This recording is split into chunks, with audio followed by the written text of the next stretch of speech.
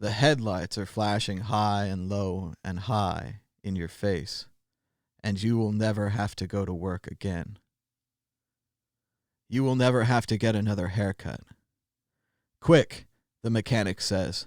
The car swerves again, and the mechanic swerves back into its path. What, he says, will you wish you'd done before you died?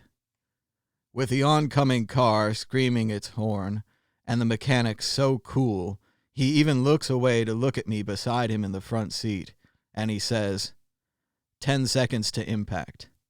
9, 8, 7, in 6. My job, I say. I wish I'd quit my job.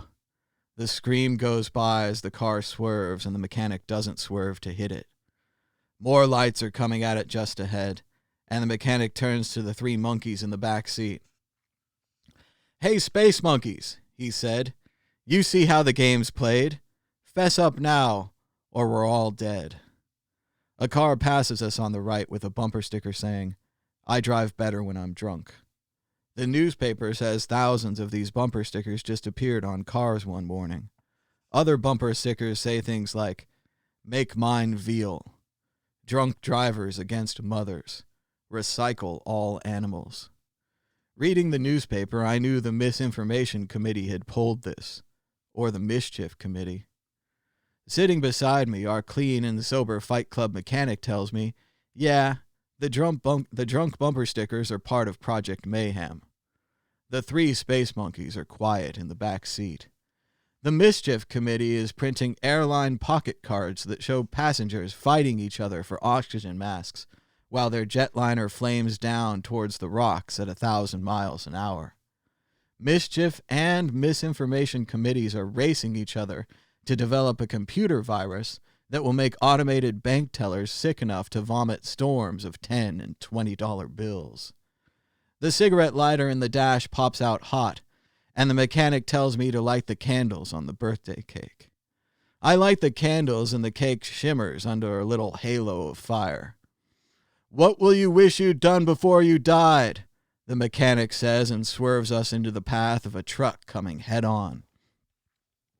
The truck hits the air horn, bellowing one long blast after another as the truck's headlights, like a sunrise, come brighter and brighter to sparkle the mechanic's smile. Make your wish quick, he says into the rearview mirror where the 3 space monkeys are sitting in the back seat. We've got 5 seconds to oblivion. 1, he says. 2, the truck is everything in front of us, blinding bright and roaring. 3, ride a horse, comes from the back seat. Build a house, comes another voice. Get a tattoo, the mechanic says. Believe in me, and you shall die forever. Too late. The truck swerves and the mechanic swerves, but the rear of our Cornish fishtails against one end of the truck's front bumper. Not that I know it at the time. What I know is the truck headlights blink out into darkness, and I'm thrown first against the passenger door, and then against the birthday cake, and against the mechanic behind the steering wheel. The mechanic's lying crabbed on the wheel to keep it straight, and the birthday candles snuff out. In one perfect second, there's no light inside the warm black leather car, and our shouts all hit the same deep note, the same low moan of the truck's air horn, and we have no control, no choice, no direction, and no escape, and we're dead. My wish right now is for me to die. I am nothing in the world compared to Tyler. I am helpless. I am stupid. And all I do is want and need things. My tiny life, my little shit job, my Swedish furniture. I never told anyone this. But before I met Tyler, I was planning to buy a dog and name it Entourage. This is how bad your life can get. Kill me. I grab the steering wheel and crank us back into traffic. Now, prepare to evacuate Seoul. Now. The mechanic wrestles the wheel towards the ditch, and I wrestle to fucking die. Now, the amazing miracle of death, when 1 second you're walking and talking, and the next second you're an object. I am nothing, and not even that. Cold, invisible. I smell leather. My seatbelt feels twisted like a straitjacket around me, and when I try to sit up, I hit my head against the steering wheel. This hurts a lot more than it should. My head is resting in the mechanic's lap, and as I look up, my eyes adjust to see the mechanic's face high over me, smiling, driving, and I can see stars outside the driver's window. My hands and face are sticky with something. Blood? Buttercream frosting. The mechanic looks down. Happy birthday. I smell smoke and remember the birthday cake. I almost broke the steering wheel with your head, he says. Just nothing else. Just the night air and the smell of smoke and the stars and the mechanic smiling and driving, my head in his lap. All of a sudden, I don't feel like I have to sit up. Where's the cake? The mechanic says. On the floor. Just the night air and the smell of smoke is heavier. Did I get my wish? Up above me, outlined against the stars in the window, the face smiles. Those birthday candles, he said. They're the kind that never go out. In the starlight, my eyes adjust to see smoke braiding up from little fires all around us in the carpet. That was from Fight Club by Chuck Palahniuk. Great stuff. Movie edition. Sale. But great stuff there. Oncoming traffic. Trouble with cars, huh? Almost a near-death experience there.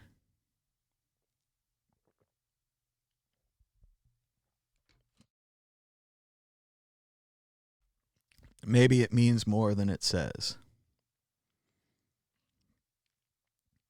But let's go and get things started here on the Thomas Hunt Show. Today is Saturday, March 28th, 2020. My name is Thomas Hunt, and this is the Thomas Hunt Show.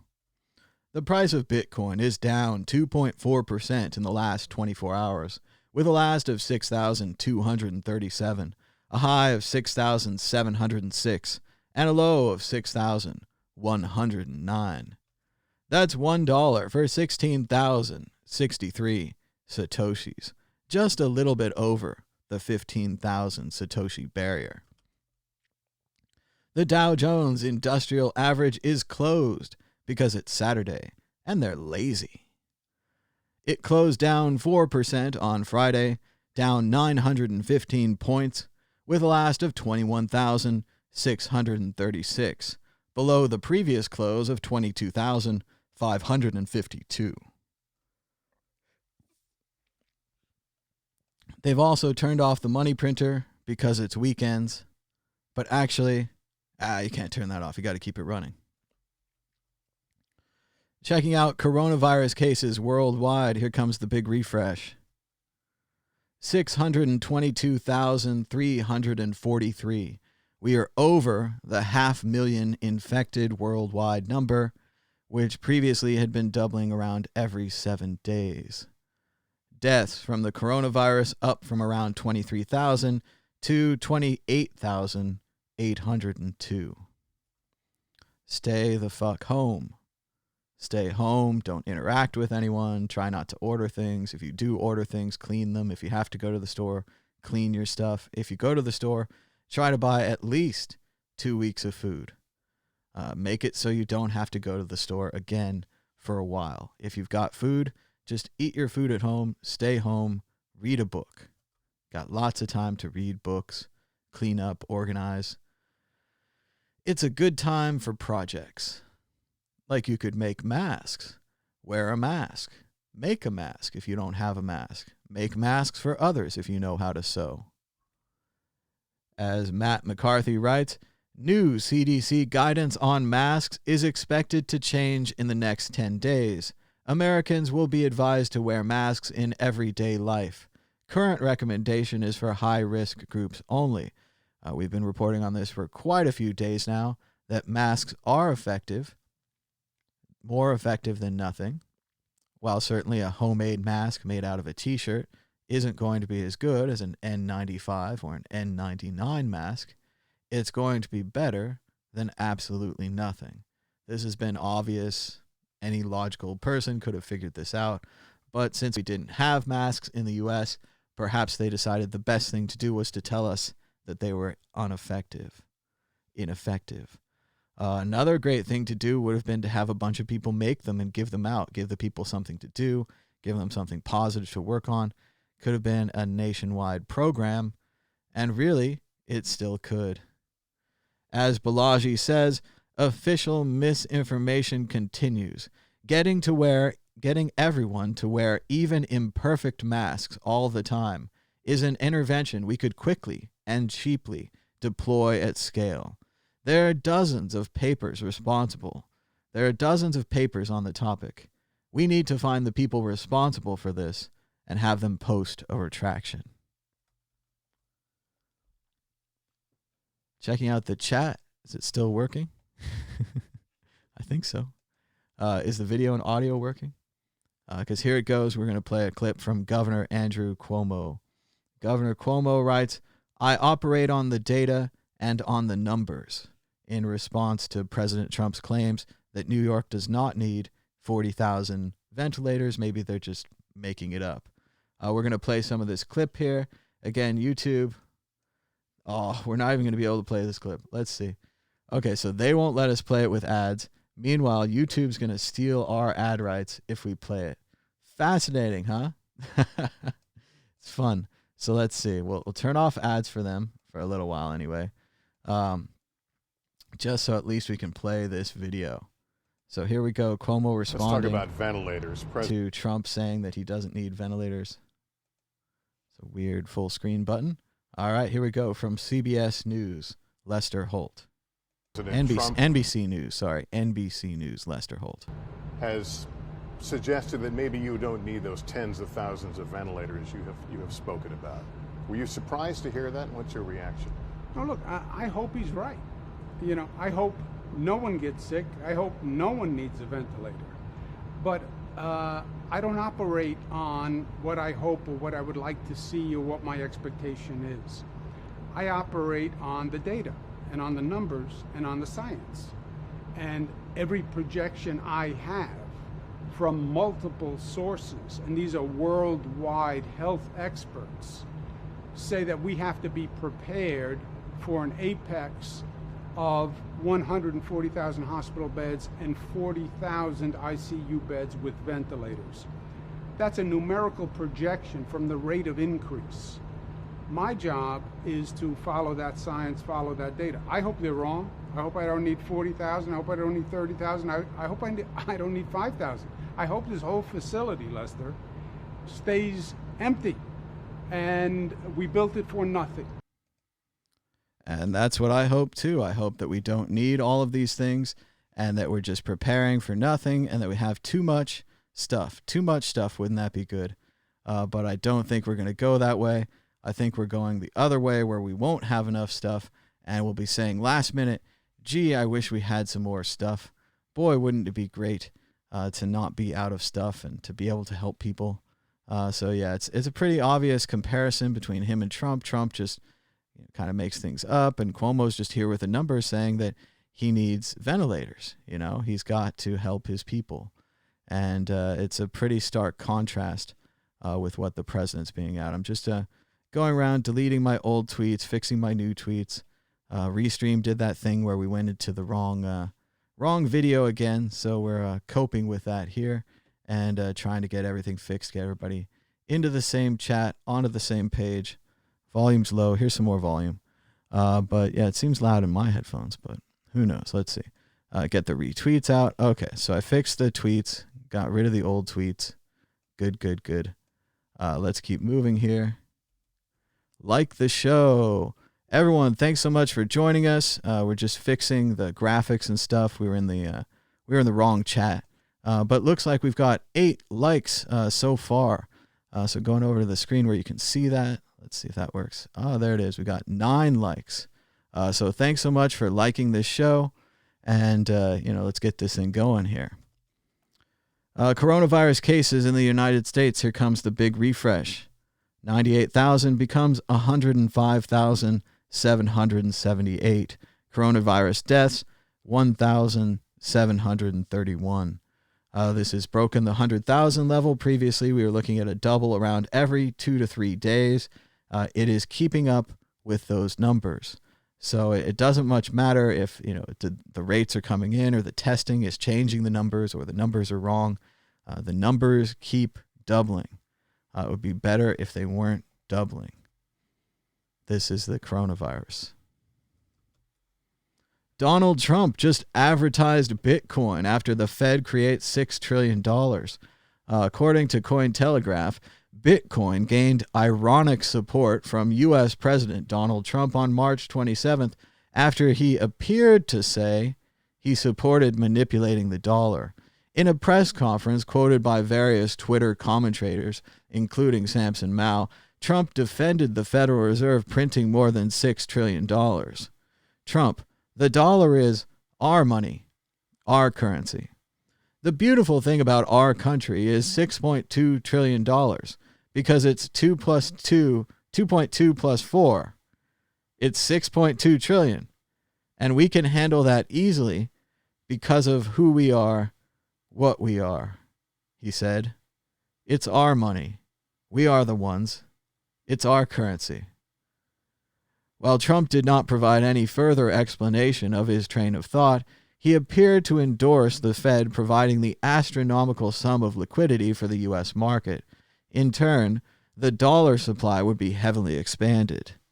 It is this form of meddling in the money supply that forms a central tenet of Bitcoin as a financial solution. The coronavirus epidemic emboldened its supporters, who watched on as the Fed admitted that it had infinite money. There is an infinite amount of cash at the Federal Reserve. There is an infinite amount of cash at the Federal Reserve. There is an infinite amount of cash at the Federal Reserve. An infinite amount of cash at the Federal Reserve. As Mao summarized, how much did we pay Trump to advertise Bitcoin? Ha ha ha ha ha. So that's kind of good. Bitcoin and Ether prices stagnate as traders take wait-and-see approach. From CoinDesk.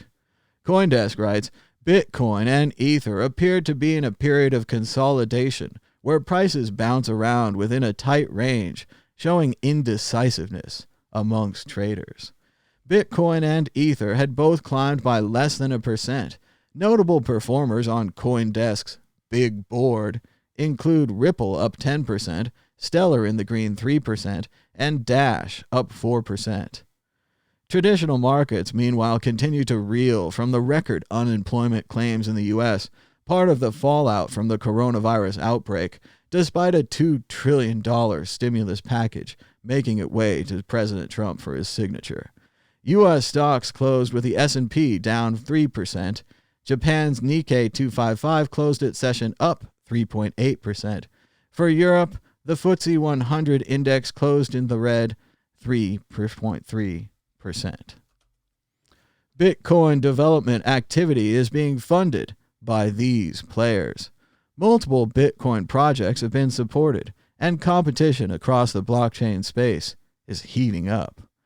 Let's see what's going on. Who is supporting Bitcoin? Wow, what a short article. It says, here we go. Blockstream and Lightning Labs have become by far the top institutions working on Bitcoin development. Seeking to create long-term solutions to the scalability challenge, both are pouring significant resources into sidechains that promise to ease congestion on the main network. The picture becomes murkier when you're looking at development funding.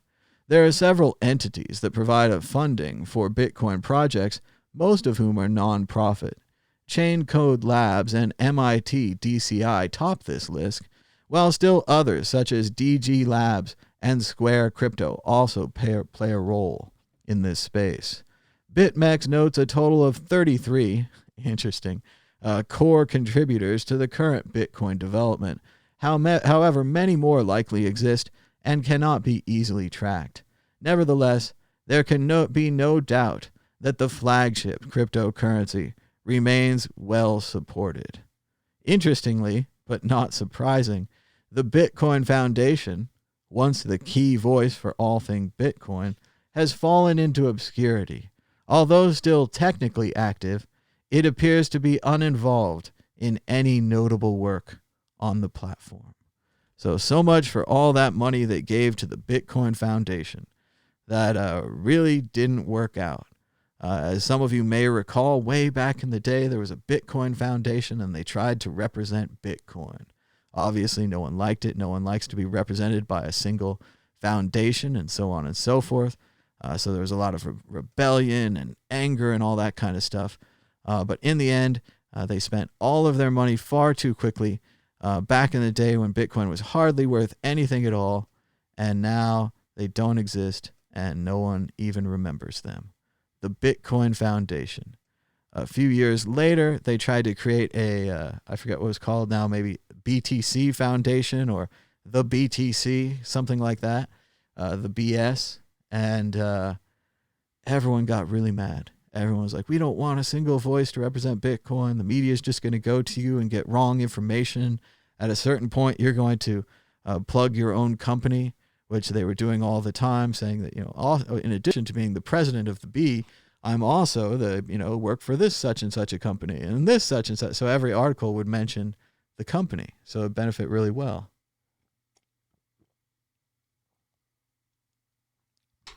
But it got shouted down and it is no more. At this time, there's no kind of official Bitcoin Foundation or any other kind of thing that represents Bitcoin. Blockstream is probably about the closest we have, but even that people are conspiratorial and worried about and all that kind of thing. So shout out to, I think this is Bitcoinist for this most recent article. Checking out Forbes, which also made me unblock all their goofy ads. Bitcoin will moon if the U.S. creates a new digital dollar. Well, they keep talking about this digital dollar idea, and I keep thinking it's not going to happen. So while a lot of strange things happen in the middle of crisis, while a lot of strange things happen because of the opportunity, the idea that the U.S. would just create a digital dollar in the middle of this crisis just doesn't jive with me. I've seen a lot of these CoinDesk articles. They seem to have someone covering it. They have a lot of talk about it. So if you want to check it out, this is from Forbes, but you can also go to CoinDesk and check out all of their coverage of the alleged digital dollar. I think at the very least, they just want a way to get the people the money faster than sending them checks. I think they're going to use the existing direct deposit system. So if you had the IRS direct deposit your refund, they already have your information and you just have to go in and claim your stimulus. Then you'll get directly deposited. So in that way, it would be like a digital dollar. I mean, so that's one thing. On the other side, there's already a digital dollar that the Federal Reserve and the banks use that they send money around. We actually have more electronic currency than we have normal currency. But, no one ever pays attention to that because it's just the banks and all that. And it's not like Bitcoin. It's not the kind of electronic currency that you can take off the exchange, that you can spend and send anywhere. That's part of the magic of Bitcoin, right, is that it lets you do that. So, yeah, I don't think there's going to be a digital dollar, but boy, are people excited to write about it. So go read some more articles about the digital dollar if that's what you're into. Oh, we're going to do the news. But before we do the news, it is Saturday in the park. I wish it was the 4th of July. First, we're going to talk about chess pieces. As you guys know, I'm a big fan of the Lewis chessmen from the Isle of Lewis near Scotland. I'd also like everyone to give us a thumbs up and a share. We have about 40 people watching us right now. We have about 14 thumbs up. So I'd like to see more like 20 if we could do that. 50% is kind of our goal. 75% would be awesome. As I've told you guys, YouTube judges these videos by how many likes they get. So please like this video and like other people's videos. YouTube is free. Most people don't make any money on this at all. Pretty much like that. But yeah, let's get some more likes. So checking out on the far left and the far right of our chessboard, we would have this guy right here, a very unique piece. This is a berserker. This is not just a rook, but this is a crazy rook. Look at the way he's chewing on his shield, the madness in his eyes. This is the British piece. You can tell because it's smoother than the other one. It looks more new. It looks less aged. and it doesn't have a felt thing on the bottom. So now let's check out the Scottish version of the Berserker. Similar in design, a little more etched and scratched, a little more aged, as with the rest of the Scottish set, and felt on the bottom. So very cool. In addition to these two Berserkers, which are rooks for my set, I was also really fortunate, and when I was in Scotland, I picked up this guy. He's called a Warder. A Warder is also just a rook, but he's different in design than the Berserkers. So these are some pretty interesting chess pieces, kind of the oldest chess set in the world, and it's pretty neat to have my own copy and my own pieces that I can lift and toss around and describe to you. So check out the Lewis Chessmen. Here's a Berserker, and here's a Warder. So pretty cool. Check that out. So there you go. There's your palette cleanser. Now we're going to do the news. Once again, I'm really not understanding all these people with the whole hate and the big exit letters that they keep leaving about how they're leaving the show and they're not going to watch anymore. I've always been liberal. I mean, maybe I've hidden it from you and been really quiet about it, but I've always been liberal. I'm not a fan of a lot of different things. It's really not. I mean, we try to make everything into these simple classifications, but it's actually a lot more complicated than that. Going back to the Obama administration, for example, I'm not a fan of his drone program. I don't think it was a good idea for the U.S. to just kill people from drones, right? So, we have to take nuanced opinions and nuanced views on things, and that's what this show is supposed to be about, is thinking. You're not supposed to just believe what I say. You're supposed to think about it, right? And part of thinking is to take in information that doesn't agree with you. Now, right now, the facts on this do not agree with the current president. It doesn't matter left or right, whatever. Basically took a month off, and he's basically kind of doubting the severity of it right now, trying to reopen the country. So I really don't agree with those facts. Don't agree with this president. Someone else said that I wasn't so much hating on them, that I was frustrated. And I agree with that, because I think we're in a slow motion. We're on a train, right? And the train's been going real slowly towards our destination, which is massive coronavirus outbreak. And, 5-6 days ago, I said we were going to go over 100,000 infected in the U.S. We're over 100,000 infected in the U.S. A long time ago, TV became completely about this. The commercials changed. Red Lobster to go, Subway for pickup. Movies disappeared, baseball, hockey, basketball stopped. So this is just a much, much bigger thing than we thought before, and we need more serious leadership. So when I do the news, part of it is that frustration. And the other part of it is that these are just the facts. So today we're definitely going to say some good things about President Trump. He's activated the defense program.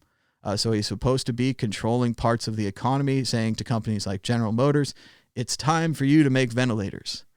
You might not make a great profit. You might have to change one of your plants or whatever, but the government will take care of it later, and General Motors will make ventilators. So he put someone in charge of it. Not crazy about who he chose. He chose this Daniel Navarro guy or something. I'm pretty sure, as I recall, he's this economist that no one agrees with. So we'll have to see how that goes, but hopefully he steps up into this role and starts directing the economy like you do during wartime. During wartime, we had production quotas. We wanted to make this many tanks. We wanted to make this many Jeeps. We made them. We cranked them out, and the industrial production of the United States is one of the main reasons that World War II ended the way it did. If we want to beat this coronavirus, it's time to do the same thing. The industrial production of the United States must be making ventilators and protective gear. If we have too many, like the governor said earlier, it's not a big problem. Like, we actually win then. Additionally, like we talked about yesterday on the show, South Africa, India, other developing nations are going to be hit hard by this.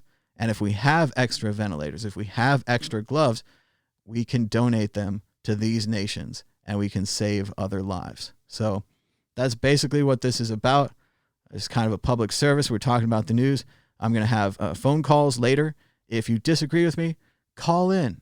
I'll give you the floor. I'll let you talk for a little bit. I mean, you can tell me about Fox News and, the things that you think and how, the virus isn't that serious.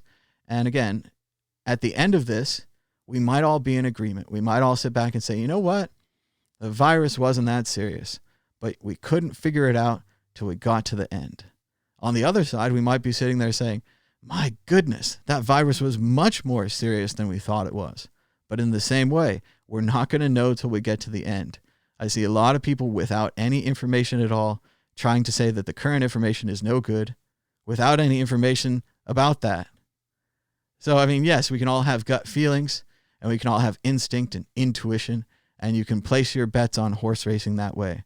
But when it comes to placing your bets on keeping people alive, I think that these ventilators, this protective gear, we don't lose by making a bunch of it.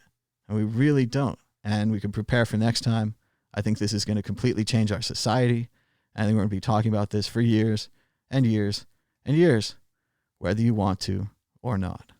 So let's check out the news, what's been going on in the last 24 hours. On MSNBC right now, they had one of those taglines on the bottom of the floor. It said, states and cities build hospitals in public places. They're building them in stadiums and soccer fields. And we were all questioning China when they did the same thing in Wuhan. It's all connected. This all comes back. We were all questioning them. And if you want to see where we are in the schedule, you want to look back in time so you can look forward in time. After China closed everything, after China built emergency hospitals, then they got the really serious quarantine and they started going around spraying all the buildings and so on and so forth with what I can assume is disinfectant. So preview of coming attractions. So it's getting cold out here. I had a pretty mean little line I put out. The only good thing about the coronavirus is that they won't make any more episodes of Star Trek Picard. And I still have 2 more to watch. No spoilers, please, of the last 2. Not that it really matters. The plot's been terrible. But it doesn't seem like they have any connection with these characters at all. It doesn't seem like they watched even a single episode of Next Generation to understand who Picard is and how he would act. Instead, we have just a lot of fly-by-our-pants writing. A lot of things, I think, stolen from Dune. You pretty much have a warrior race of religious females having shared religious experiences about the end of the world caused by artificial intelligence and androids. That's Dune. That's Dune. So just watch Dune. Just read Dune instead of watching the Star Trek. I would disavow it from the rest of Star Trek. But of course, if you're like me and you're a real hardcore Trekkie, you're going to have to watch it anyway. And if this is true, I hope that you'll enjoy the Red Letter Media reviews. They do fantastic YouTube videos, and they've been doing recent ones about Picard, breaking down every episode with lots of references and links back to the Next Generation when Picard and other characters act completely opposite of how they're acting now in this bizarre show. So it's also a Star Trek that features lots of F words and vaping and smoking cigars and admirals like using the F word at Picard. It's just a bizarre imagining of the Star Trek universe. So not a fan. But it's good to be distracted by anything these days, so I'll take what I can get. As Balaji says right here, the future of the world may be a decentralized West and a centralized East. Interesting. Really thoughtful stuff, as usual, from Balaji. Definitely follow him on Twitter at BALAJIS. Balaji. Very cool. My Best of the British Museum series is continuing on Twitter. Check out the Crystal Skull from the British Museum. This is famously a fake crystal skull. It told people that it was made by aliens, made in a single piece, and that we couldn't find any markings or tools, as if it had been mined out of a single piece of crystal. Of course, as it turned out, they examined them at high magnification in a scanning electron microscope. The detailed investigation revealed clear evidence that some features were carved using rotary cutting wheels. This kind of equipment was not available until the Spanish conquest of Mexico in 1521, so the skull cannot be of Aztec manufacturer. Instead, it looks like it was made by Europeans working in Germany or Brazil during the late 1800s. And what's so interesting about these skulls is they made at least 2 or 3 of them, and they distributed them all over the world. They planted them in places to try to convince people that they were Aztec and real, given that the Aztec had some magical ability to make these, or maybe even an alien UFO connection. Woo! They also made that terrible Indiana Jones movie, which also I don't think should exist. We should just ignore it. Especially that Tarzan part where he's jumping on all the things and then he rides a motorcycle and it's out of control. Balaji, there is no other choice. Do well only by doing good. The first slide of any deck from now on is, how are you helping people deal with the virus? It doesn't need to be drugs or vaccines if you lack those skills. It can be remote work or games for the millions on lockdown. But that's the criteria. So this really is a world change here. Everything's shifted. It used to be, you like movies and you like music and you want to make those things, or you want to, help people, or you just want to earn a living, have a family, whatever. The first slide of any deck now should be, how are you helping people deal with the virus? Balaji is kind of predicting the future, seeing into it, seeing a clear need for a new focus, a virus focus. Just in the way we wanted to win the war, we wanted to beat them, we need to beat the virus. And even when the vaccine's here, we're going to have to beat the virus. We're going to have to essentially, as we talked about yesterday, and it's getting a little sci-fi horrifying out there, but we're going to probably have to redesign society. They're starting to give out certifications that you've been cured. That might become a stamp. It might become a tattoo. It might become a chip. It might become something on your phone. And you might not be able to go to the movie theater if you don't have your chip, if you don't have your stamp. Like, we're not far away from this. So we need to already start thinking, maybe there's better solutions. Maybe there's anonymous ways we could store this data. Maybe there's, some better thing we could do. But otherwise, if you don't think of it now, something else is going to be jammed in. So get your ideas out there. We have a cool new video on the World Crypto Network. Check it out down below. Hanging out with Thomas Hunt. Hey, that's me. And Bitcoin Katya at the Lightning Conference 2019 in Berlin. It's pretty cool. We were just hanging out at the conference talking about books. Talked a little about David Foster Wallace, sci-fi, other stuff. Fun conversation. Little lighter, not a very serious interview or anything, but just hanging out. So something good. Maybe check out the audio podcast version. That would be great to just listen to in the background, I think. Be fun. Another disappointing story about Trump. Sorry about this, guys. Trump to Mike Pence. Don't call the woman in Michigan. And he's referring to Governor Gretchen Whitmer. The governor and President Trump are escalating their feud. And it seems like the president might be choosing not to send medical aid to Michigan because of his disagreement with the governor.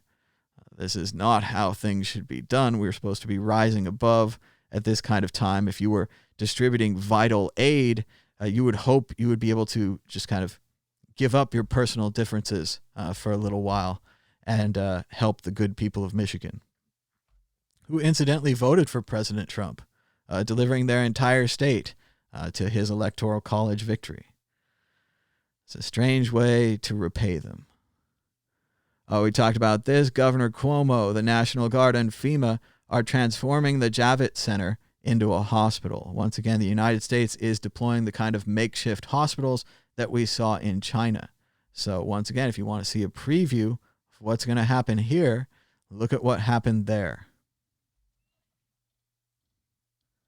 Shipments of urns in Wuhan raise questions about China's coronavirus reporting. I'm still not sure why they haven't just analyzed the crematoriums and the smoke. I heard very strange stories. As everyone knows, China was shut down, so there was hardly any pollution at all in the country. Then all of a sudden, Wuhan started running their crematoriums 24/7, allegedly, according to stories I've read. If that's true, we should just be able to calculate how many bodies you can burn per hour and get at least some kind of estimate of the true number of dead in China.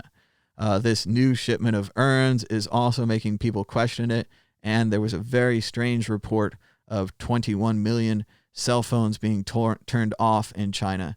So those of you who don't know, in China, your cell phone is your identification. It's how you buy things. It's, of course, your personality, your app, your photos, all your things. So for 21 million people to cancel their contracts, allegedly, and there might be some kind of good reason for this, I'm hoping, because it's way, way too big. I mean, we're thinking right now the Chinese estimate around 80,000 cases of coronavirus, resulting in around 3,000 deaths. More likely, I think 8,000 deaths might line up better with what we're seeing from the other countries, but I don't have any information on that. That's just looking at the other countries. If it was 80,000 cases and 21 million dead, obviously the case number would be wrong then too. And certainly China's a large country, but 21 million people is a lot to just disappear. So many different familial connections and so on and so forth. 8,000 going to 5,000, knocking out 5,000, going to 3,000. That's a little more fudgeable. But once again, we just don't have good numbers, and we just can't really trust a lot of the numbers right now. So we're just dealing with what we have.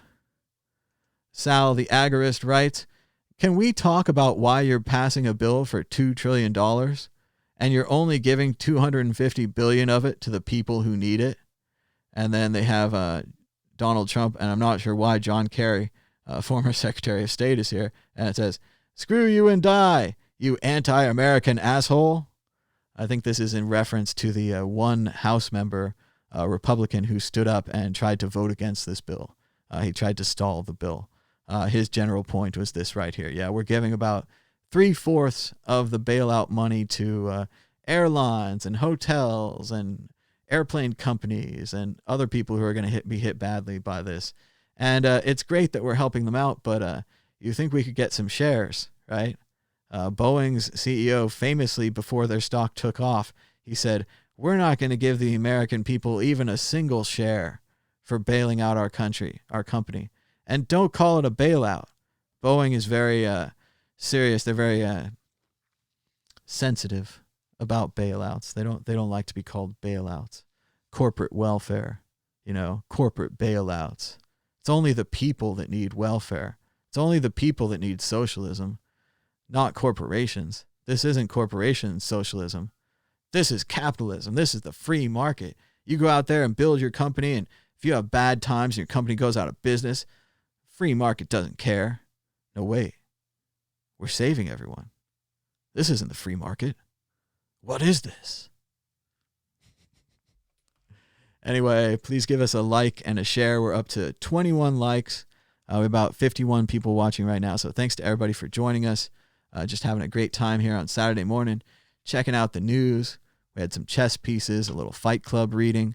And later on, I'm going to be showing some of my international books from my amazing travels to Europe, which now seem even more fortuitous. I had the special opportunity to travel, and I'm not sure if we're going to have that in the future. So these books have become even more valuable, so I look forward to sharing them with you.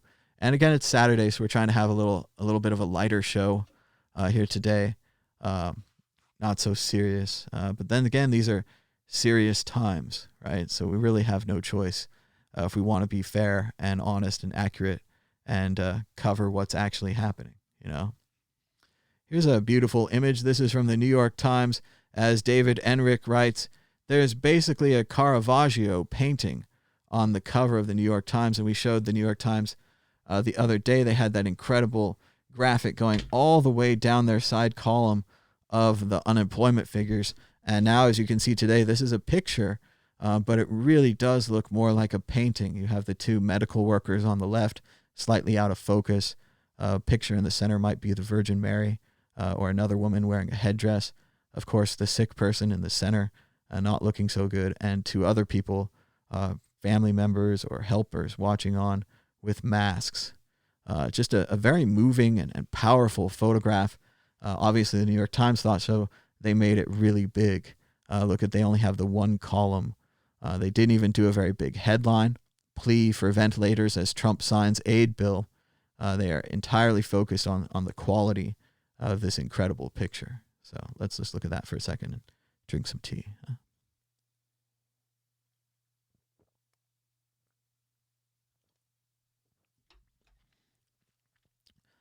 There's a comment in the chat. They're saying maybe we should serial read a PKD. Might be fun to try the book club again. I had a book club, World Crypto Book Club. I think it was about 4 years ago or something like that. You can look. The videos are out there on YouTube. We did Snow Crash, and I think we did one other book that we didn't finish. So I think Neuromancer, Snow Crash and Neuromancer, William Gibson and Neil Stephenson. Great, like foundational science fiction for cypherpunk, really. Great stuff. But you can check that out, and you could even read along with us in the past. We had different things like how many days or how many pages we were on, what we were doing, and you could follow along, and then you could talk. And it was with my friend Nick back in the day. But then Nick's wife had a baby, and I didn't get to see old Nick very much anymore. So I hope he's doing well, though. I really enjoyed the book club. It was a fun idea. More of the best of the British Museum series from @MadBitcoins on Twitter. I'm also kind of trying to tweet these as kind of palate cleansers to kind of clean the thing out, because I know no one anywhere can stop talking about this thing, but maybe we can ignore it for just a little while. Here's looks like some Caesar coins, some Roman coins. Give unto Caesar that which is Caesar's. You can tell it's his because it's got his face all over it. They have lots of coins at the British Museum. I just thought this was a nice picture of some. A classic, beautiful cash register. Looks like it's from the National Cash Register Company out of Dayton, Ohio. Just gorgeous everywhere, and really some Harry Potter looking font on the amount purchased. You'd think this is a prop from the TV shows, but this would have sat in a shop. This would have been the most important and most valuable thing in the shop. And it would have facilitated all commerce. It would track all the money. You'd be able to empty out at the end of the day. I mean, this was a big part of commerce, and as you can see, a very decorative cash register. Here's a different kind of cash register. This is a Barbie cash register from, I don't know, some kind of Barbie board game or something. It was in the money exhibit in the money section. I thought it was a nice piece, something worth highlighting. Look at the pink and the blue. The light colors used by Barbie in her credit card machine there. And finally, we have a very small picture of a Bitcoin. This is supposed to be a Cassacious coin, but I think the museum removed the Cassacious coin because of its incredible value, and they replaced it with one of these little plastic or metal little Bitcoins. But still, Bitcoin is represented in the money exhibit at the British Museum, exhibit sponsored by something like Chase Manhattan Bank. But they still managed to put in a little mention of our pal Bitcoin. So in normal times, I'd tell you to go to London and check it out at the British Museum. But gosh, it's closed like everything else. It can't go anywhere. So maybe someday we can all go to the British Museum again. It's a great place. Back to bad news. Italy has its worst day of the coronavirus pandemic with 919 deaths on Friday. So no good news there. Here's something distracted. Might lose us our ad rights. This is Sam Neill, actor from Jurassic Park and many other movies, singing a little bit of Radiohead's Creep. Maybe we'll skip ahead. I don't belong here. So that's butchering another song, just to encourage people to stay home and find something creative to do, even if it means ruining a Radiohead song. I love Radiohead so much. And I love that song. And it's for all the people like me that weren't in the first 15, and we weren't in the cheerleader squad. We just wanted to be special. Look, I know so many of us are afraid and anxious at the moment. But don't be afraid. Don't be anxious. We'll get through this thing. We'll probably be a bit tattered and torn at the end of it, but we will get through. And I know it's easy to spiral down into, what's the worst thing can happen? But I'm encouraging you to just spiral up and think, what's the best thing that can happen? What's going to happen at the end of this? We'll come out and the sky will be blue, and we'll love each other. And things will be fine. All right. Thank you, Sam Neill. Nice stuff. I like the little thing about not being on the cheerleading squad or the football team. And if you want to watch on the Mad Bitcoins Twitter, you can watch him sing more of Radiohead. Nice little performance by the actor Sam Neill there. So very cool. MN Health, by staying home for 2 weeks, we are slowing the spread of COVID-19 and giving our healthcare system the time it needs to prepare to care for people who are very sick. By staying home, we are buying time and saving lives. So it really does seem like we're doing nothing and we're just sitting around the house reading the books or watching TV or whatever you guys are doing to stay sane, maybe working on a puzzle or playing some board games, entertaining your kids, educating your kids, all kinds of things we could be doing right now. And it's not so bad to stay at home. I know different people have better or worse situations. Some people might be in a small apartment. They might be in a small apartment with people they don't like. There's all kinds of downsides to this. We just gotta grin and bear it, right? We gotta get through this. This is a tough time. You gotta grit your teeth, but you just gotta stay home. It's no fun. It's not exciting. I like staying home, but even I'm getting a little bored of it. I was thinking, man, I should go somewhere, do something. I realized there's nowhere to go and nothing to do. So that probably worked out. We were talking about this just a little bit earlier from The Telegraph. New coronavirus test could come with a certificate allowing, let's see, where'd the link go? Oh, it's not. New coronavirus tests could come with certificate allowing those who have recovered to escape lockdown. And this is just the beginning of what I was talking about with the need to prove that you're clean, to prove that when we get the vaccine, there's a possibility they might, I don't want to get into this, but I mean, again, there's a possibility that they might want to give you a tattoo or something that says you have the vaccine. You might prefer that. They might want to give you a little chip in your finger or something. You're not going to like that. I mean, I don't think you're going to like the tattoo either. They might want to give you a piece of paper, like a license that you'd have to carry around and like scan places to like go to the movies. Like only clean people could go to the movies. And it seems sci-fi and crazy and way off in the future, this kind of idea. But I think it's something we need to start thinking about now. I know you guys aren't going to like this. I know I don't like the idea of chipping everybody. But when I look at the problem and I say, how are we ever going to go to movies again? How are we ever going to go to malls? How are we going to go shopping and all these things? I'm afraid that we might have to chip and scan to get into Target, or you might have to show your ID, or you might have to scan your card. It's not what anyone wants, but we have to look at how are we going to control the second and third spread of this virus? How are we going to make people calm and confident again? I think I have it up here. We're working towards it. I have a picture from Hong Kong or it was from China or something, where they've reopened like a cafe, but half the tables in the cafe have like toilet paper over them because they're closed, and you have to sit far apart and you have to wear your mask, and there's all these rules now so that you can enjoy the cafe. And it wasn't like that before. So I think that, if we look at that and if we look at what would a richer version of that cafe look like, and you have to think at a richer version of the cafe, you would be showing your card. You would be able to take your mask off and breathe. Imagine the new thing to buy. Like the old thing to buy would be, if you had access to like a club or something, you had like a cool chair, you could go sit down. Like think about the airlines. A couple of times when I flew on the airlines, my friends were lucky enough to have access to one of those clubs, the lounges, right? Airplane lounge. And you'd go in there and the main features are like free food, free drinks, free magazines, free newspapers, and cool chairs that you can lay down in, right? It's pretty sweet airplane lounge thing. What does the airplane lounge of the future look like? Pods, right? You want your separate environment. You want your own clean air filter. You want some kind of a thing where you can see that the air is clean, like a little green glowing bracelet or something. That's the new luxury. The new luxury is you check the little breathing thing, you take your mask off, and you breathe for a little while by yourself before you get on the airplane or before you go to the whatever.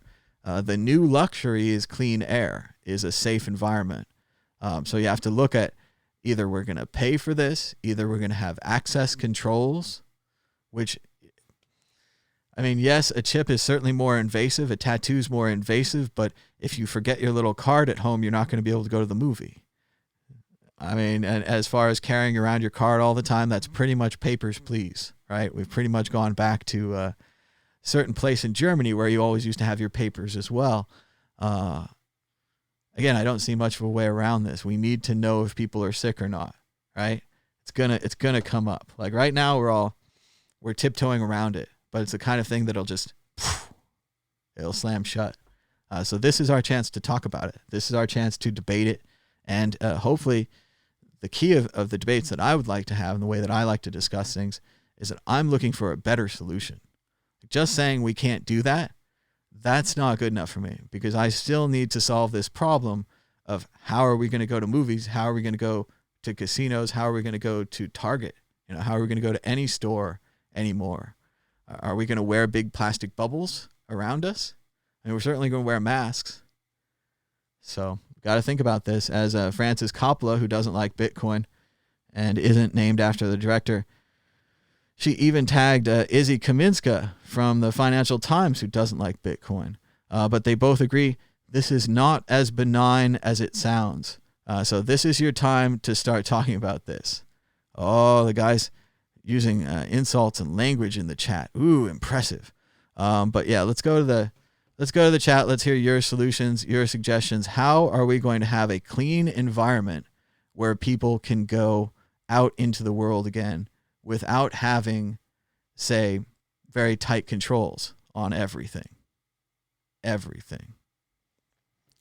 Let's see. A.R. Forgenson says, iScan tech is here. So that's true. We could have iris scanners. We could have other kind of biometric scanners that would recognize you. Then you could be confirmed, led into the movie theater. Certainly here in Las Vegas at the Wynn Casino, they actually have temperature scanners already. Not like invasive ones where you have to go up to a machine, but cameras that can just see the temperature, infrared cameras, whatever they are. So heat sensing cameras. So if you come into the Wynn Casino and you're bright red because you have a fever, they're probably going to come get you. In the past, they probably would have let that go by. But you have to think now, protecting their customers. Who's responsible if you get sick at the Wynn? Who's responsible if 30 people get sick at the movie theater? The movie theater company. It's a liability issue. We have a legalistic society here. When you go to the movies, you're kind of protected, right? It's their security. I don't know that they got rang up for this or anything, but in Colorado, when that guy went to the Batman movie and shot up the place, although the movie theater, this is, it's an act of God, it's a bizarre situation, it's not a normal occurrence. In some way, they're responsible. If you look at movie theaters after that, I think a lot of them started adding real security guards with guns, so on and so forth. Cameras, systems, emergency buttons, options, right? Options. And again, would have been great if we could have just had movie theaters like they were, and we didn't have to have security, or we didn't have to have cameras, or we didn't have to have these things. But when the situation changes, like that guy shooting up the Batman movie, or the other general tone of terrorism and suicide bombers and all these kind of things, think about Israel. Think about how Israel lives compared to the United States in a security situation, and think about 9/11. Think about how that changed us, and think about this virus as the virus of 9/11 that's also going to change us. And I agree with everyone who's pushing back against the chips and pushing back against the papers, please. We should push back against that. But we need an alternative. We need to push back and say, don't do that, do this. Because they're going to have to do something. Something is going to have to be done. We're looking for a solution. And if we don't find the perfect solution, we're going to go with whatever's lying around. And that's going to be this creepy totalitarian thing that we don't want. But it might work. There's the rub. Let's see. Nate Yort says, if you're recovered, you'll have antibodies. Recent testing is suggesting we can't get infected twice. So herd immunity would be the thing. Once everyone has these antibodies, everyone can go out again. We can just say that everything's fine, at least until the COVID virus mutates. and then we'll cross that bridge when it comes to it. We do know the new information provided by scientists is that the virus is mutating slowly. This is very good. Previously, people thought it would mutate quickly, and we would need multiple versions of the vaccine. As it's mutating slowly, the one version of the vaccine should last for maybe even a couple years before the virus mutates. So herd immunity would work. We wouldn't need these tight controls. These tight controls could be a temporary thing. Maybe we could just use that piece of paper like a driver's license as a temporary thing. We're going to have a license to eat in a restaurant. You have a license to eat to go to a movie theater. You have a license to go to a concert. I mean, a license to hang out in the park. I mean, obviously guys aren't going to like this, but don't know what else we can do. TaylorMade says, stop being a pussy. Yeah, but if it's infecting 100,000 people and it doubles in 3 to 4 days, that's 200,000. If it doubles again, 400,000. Like, if we're not wearing masks, if we're not staying home, if we're not socially distancing, we're not slowing down the spread of this thing. So if we ever want to go out into public again without starting a new round of infection, we're going to need to change our habits. So I don't know if this means wearing gloves, wearing masks all the time, not crazy about it. I don't know if this means showing your papers before you go in the restaurant. I don't know if it means scanning your little card or scanning your chip or something. I don't know what we're going to do, but we're going to find out. Ricky D says most people won't be reinfected within a certain window. I hope so. Chat. It's so hard to read. Here we go. Inspiring formulas. Stop trying to control the environment and there'll be a clean environment. That's an interesting theory. He also said movies, casinos, and Target are overrated. I agree with that, but that's economically crushing, right? Like if we don't go to movies anymore and we just watch them at home on Blu-ray or Netflix or whatever, movie theaters go out of business. I mean, certainly when it came to, I was like, well, a concert would be pretty cool. That might be worth putting on the mask and the gloves and the eye masks and everything to go out for. But you know, I just don't know. I mean, you know, sure, we're thinking too much about this. Maybe it's all about nothing, and that'd be great. I'd love it if we're back in movie theaters in 6 months, not caring at all, spitting on the ground again, all the things that people used to do. That'd be great. I'm not sure of that. Ryan says, how do we go to the church and then go to the casino? Well, they also have churches inside casinos. You can get married at the casino. Jennifer says we should discuss this, but not that it's inevitable. She thinks I'm overestimating the virus. Partially, yes. But partially, this is kind of a warm-up, right? Like, let's say the virus is a dud and the death rate is really low and we all dodged a bullet. And we can look back and say, it was no problem. It didn't even matter that they didn't order gloves and ventilators for a whole month. It didn't matter, right? That would be great. I'm 100% behind that. But obviously the spread of this virus, the nature of it, its ability to take down our whole economy is not going to be ignored by the rest of the planet. There's going to be other viruses, either just from nature or nature with a little bit of help. So we have to say the new thing to fight, we organize our society behind an enemy principle, right? At least if we look at the last 50 to 100 years, the Cold War, the enemy was the Soviets, the terrorism, the enemy was the Al-Qaeda, these other people. We look at it now, if we reorganize our society, the new enemy is viruses. It's already happening at Amazon. It must have been the second day of this thing when Bezos was talking up hygienic commerce. Hygienic commerce. They're going to clean the boxes. They're going to have their employees be clean. They're going to have their employees wear masks. They're going to have the warehouses be clean. They're going to scan the warehouses. I don't know what they're going to do, but they're going to create a series of things to make you feel safe about receiving your Amazon package. And if they're hygienicking up the Amazon line, they're going to have to hygienic up the whole world. What's the difference between Amazon and a movie theater? I don't want a dirty package, and I don't want to go to a dirty movie theater. Like, these are very well connected. Every industry is going to have to change. And it's not just a cosmetic thing of adding the word hygienic. You're going to actually have to do something. You have to test it. You have to scientifically prove it. There's going to be certifications, the way that we do food clean. This restaurant has good cleaning habits. They wash their hands and they clean their toilets. They get an A. we're going to have disease habits. We're going to have hygienic disease control habits, and we're going to judge the places we go based upon their rating. And bad rated places are going to go out of business. So it's pretty big.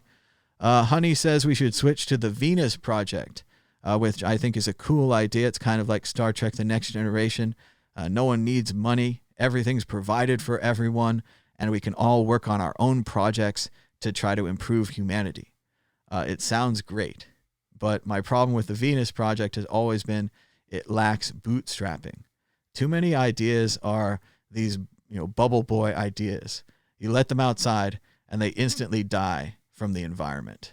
They only exist inside a vacuum. They only exist inside a simulation, right? They can't actually exist in the real world. The Venus Project's a lot like that. There's no bootstrapping. Next Generation, same thing. According to the history of Star Trek, a TV show, the whole Star Trek thing comes out of the eugenics wars. So it is a bad thing that turns into a good thing. But again, that's just a TV show. It's not really a roadmap to follow. If I wanted to understand or believe in the Venus Project, I'd have to see better bootstrapping, a better plan to convert the world to what they want, rather than just hoping for it. So, but again, they work hard. They have good ideas. It's positive. At least it's a positive thing. And pause, get some water here. Hold on just a sec.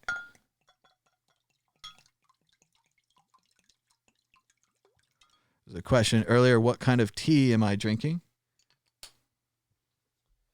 For a little while there, I was into the British black tea, the English breakfast tea. I thought it was great with soy milk or almond milk, something like that. Not a real milk guy myself.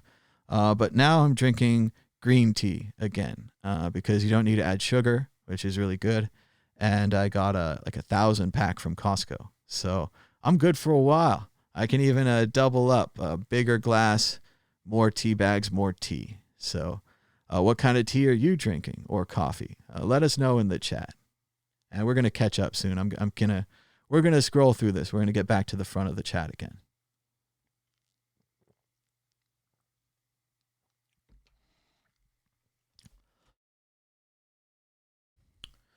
All right, let's see. Moonshine Fuel says that the mutate and change, people will eventually overcome it as a whole. So we're also hoping for herd immunity after the vaccine's out there, after the virus is weakened down. Jennifer says you could sign releases to go to the movie, that the insurance companies are actually taking on the risk, Derek says. So that is true. They'll have to insure the movie people. Maybe you'll have to just sign a release.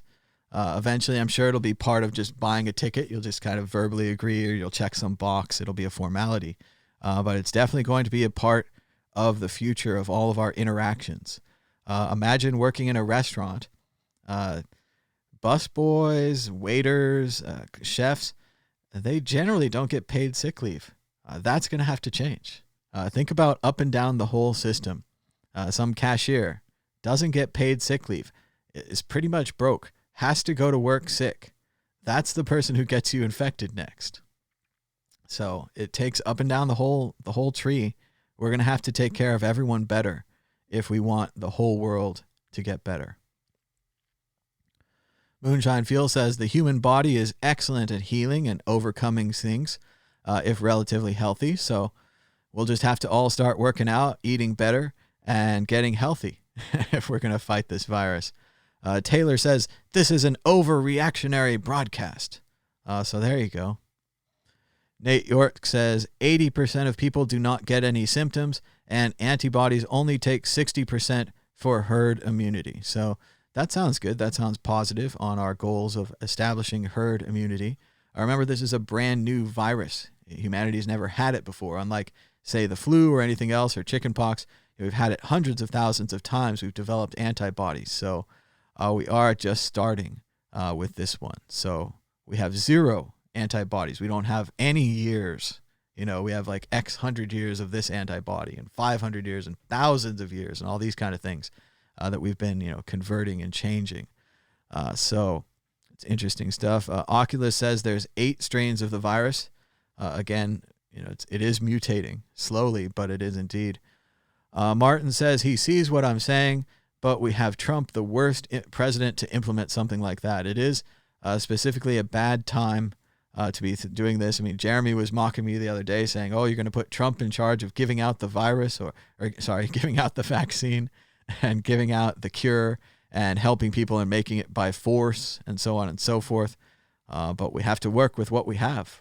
This is what we have. And there's still, while we haven't seen it, there was maybe one day where he was up there saying that he was a wartime president, where he was taking it very seriously. There's still hope. They could still turn this around. They could get serious about it. They did activate the Defense Production Act. I'm in favor of that. They've got, General Motors is going to work on ventilators. I don't know how long it's going to take, et cetera, et cetera. But things are turning. Like, I hope so. I hope they're moving around. I don't like the new thing where he's fighting with the governors and not giving them supplies based upon their personal relationships. That's not good for the people that live in Minnesota or Michigan or any of these states. It's not the way the system's supposed to work. But we have to work with what we have. We have to hope that what we have improves. We're not completely pessimistic. Talk about Vegas. Derek says, what's going on here? Unfortunately, I personally don't have that much information. I'm staying inside. Generally, Nevada, all non-essential businesses in the state are closed. So we have grocery stores, drug stores, dispensaries, gas stations, things like that are still open. Hospitals, of course. There was a report just yesterday of the outbreak status. I think there was around 400 to 500 people officially that had been infected by COVID virus in Nevada, in Las Vegas. And I believe there are around 10 to 15 deaths. So it's just barely getting started. It's not quite at an outbreak level. As far as I know, everyone's staying home. I haven't been outside to verify it. Haven't been to the grocery store in a couple of weeks. Just eating off whatever we got left in the supply, top ramen and tuna and canned food and that kind of thing. So hopefully everyone's staying inside. There's an interesting event in my neighborhood. The outdoor construction is continuing. They're putting in a park. They're going to plant grass. Pretty much if they don't plant it now, they won't be able to plant it for the whole year. So I suppose that's essential. A lot of other building construction things are probably still going on if they stay far apart. I think California has a similar rule where you can still build things right now, which is causing confusion, as a lot of people who build things still have to go to work and might not have masks and might stand close to each other and so on. So it's quiet here. All the gambling machines are off by order of the governor. So even at the supermarkets, where, as you might know, we have slot machines at the supermarkets in Las Vegas. We also have slot machines at the gas stations. Those are all off as well. So it's this amazing... I haven't gone down there to look at it. All the casinos are closed. I'm not, looking to be adventurous and exploring right now. I'm staying home. I think that's the best for everybody. But just to think about it, the silence. You've obviously probably been to a casino. They're never quiet. There's always like ding, ding, ding, ding, all these kind of things going on. Right now, all of Vegas is silent. The entire thing, the entire state, even Reno too. No gambling anywhere. So it's pretty weird here. And I'm staying home, walking the dog, eating the food, talking to you guys, reading a book, watching a movie. I need to stretch more. They said, I don't know if we're going to get to the story, but Hong Kong, the thing they're buying now is dumbbells and yoga mats. People are staying home and they're trying to make little home gyms, little ways to get fit. It said at first they started buying Nintendo Switches and electronics gear and so forth, but now people are circling back, focusing on their health, things that they can do at home. Nate says we're always going to have the coronavirus. It'll always be mutating and that we've always had it. So maybe we won't have to do all those things. Maybe we don't need a clean environment. Let's see. Where were we? Still trying to get your opinion here on the chat. And again, everyone can have their opinion. Just say it in the chat. It's fine. Let's see. Honey says the exponential growth factor becomes real to people after it's too late. I would agree with that. Human beings don't usually deal with exponential growth. Like I've said, usually around here, we're looking at it as a good thing. If your startup goes viral, if your video goes viral, it's a good thing. And it's not anymore. We're in that part on the U.S. chart where it goes straight up. which for the price of Bitcoin or maybe the users on Facebook or Twitter, those kind of things, that's an amazing period of a startup's life. You're just growing every day. You're adding new servers. You're desperate to keep up with demand, except that our desperation is to keep up with a virus, and our demand is death. So it's a tough time. Ryan wants a license to ill. Yeah, Beastie Boys. What's the time? It's time to get ill. What's the time? It's time to get ill. That's not so good. I don't want that. Let's see. Sorry, guys. We got behind in the chat again. Trying to keep this going. Let's see. Beastie Boys, you got to fight for your right to party. Martin says Trump has totalitarian vibes, and that's a lot of what I'm hearing with people is if we give them the power to do some kind of thing, that they're never going to give that power back. Totally vital argument. I'm on the other side. I would be more, let's kill the virus, no matter what we have to do. But we have to find, hopefully, a spot in the middle. But it's also possible with the virus that there is no middle. Like you have to sterilize. You have to eliminate it. We have to get the vaccine. Otherwise, it's just a rearranging deck chairs on the Titanic. Like the iceberg's coming. Oculus says we're up to 112,500 infected in the U.S. So it's starting to go. Ricky D says there's that many infected in New York City alone. No one is tested unless they need medical attention. So if anything, the numbers we're getting are too small. The numbers could actually be worse. There is another side to this. People are hoping that so many people are infected that less people are actually dying, and the actual mortality rate of this is lower than we think. So it might just be a disease that sends people home for 10 days, makes them feel like someone's stomping on their chest, occasionally needing ventilators, losing their taste and smell, having a cough, having a headache, feeling weak. I mean, it's still a crushing disease, even if it doesn't kill, right? Like if it spreads through your office isn't going to get any work done that week. Your whole schedule is going to fall apart. It's still a big deal, and we're just going to have to see. We don't know, and there's no way of knowing till we go through the wall, get to the other side of this thing, then look back and we say, oh, it was really bad, or oh, it wasn't so bad. We have to, Schrodinger's cat. We have to open the box. So we'll keep an eye on it, keep seeing where it's going, and again, if we're all wrong on this, it's going to be exciting. It's going to be fantastic. But if we're all right on this, we're going to need more fucking gloves. We're going to need more ventilators, right? And there's no way around it. And even if we had more, we could donate them. We could give them to the rest of the world. We could keep moving them around, keep helping people. Let's see. Inspiring Formula says, if it's all about nothing, then it's all about how nothing was turned into something. And I agree with that. If it's nothing, we need to figure out, why we got fooled so bad. If it's something, we need to figure out why we didn't react faster, better ways to react in the future, ways to have warehouses full of gloves and masks, warehouses full of ventilators. Even if it's a hoax, having those warehouses for next time would be better. If it's a real virus and it's killing people, having those warehouses for next time would be better.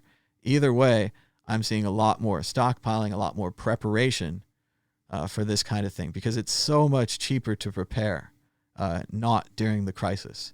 Like, it's really, really cheap. Like what we're spending right now with the crisis, for example, having the casino closed for a minute or having the casino closed for a day, astronomically expensive. We're losing tons and tons of money. Same thing for every other business everywhere. So in comparison, having this preventative care, wait a minute, we're doing the argument for universal health care, aren't we? It's the same argument. The sick care for poor people, universal health care, having extra gloves and preparedness for pandemics. This is all about having a society that protects people and a society that puts people first above corporations. So we're going to have to look at that, because doing it the other way makes the corporations unsafe, makes the rich unsafe. The cashier at Walmart who can't take a day off because they're sick now affects you, because your whole family could get sick from shopping there. And maybe you're saying you won't shop at Walmart. You'll shop somewhere nicer, someone that has temperature checking and cards and chips and is checking their people. And now you're contributing to the whole thing just because you want your family to be safe. So really it is. We're all connected. Universal healthcare, preventive medicine, preventative pandemic action. We're all talking about the same thing, protecting people. So we'll have to see. BTC Moon Guy says, do you typically ignore the Bitcoin price? After several years, I still can't go long without checking the price. I need to find my Zen somehow. I don't have any good information on that. I can say when I was officially ignoring the price, I stopped making actions and I didn't, sell to protect myself or buy more or whatever it was. So that's difficult. Meanwhile, when I first started, certainly I was looking at the price all the time, and that'll drive you crazy too, in a different way. And so I have kind of a happy medium, and I think I check it every once in a while. I don't expect it to move very much, so that's pretty nice. Like I don't see it moving that often. It's a lot more in its range, but then every once in a while you have that day like the other day where the damn thing went down 50%. And sure, I wish I'd looked on that day. So I would say try to cut it back to maybe a couple times a day. Do it in the morning, do it in the evening. Maybe when you have lunch or something, set it to a meal. But yeah, try to look less, even if you don't have that many or whatever. It'll just drive you crazy. But and that's another reason why it's so hard to trade Bitcoin, because it doesn't close at night. The stock market right now, if you're a stock guy, yeah, they have after hours trading and you can track that. But generally you can take the weekend off. You can have a nice deep breath and take the weekend off. But the Bitcoin traders can't. Bitcoin things keep going. So when you sleep at night, you have to decide whether you're going to sleep in fiat or in Bitcoin. And that's a huge decision, and you have to make it every day. So the idea of trying to trade this thing and trying to be on it 24/7 stressed me out, and I wasn't too into it. So I mainly just let it ride, which is not the best either. So some kind of happy medium. You need to find something in the middle, right? Moderation is the key, like the Greeks said, right? The golden mean. Yeah.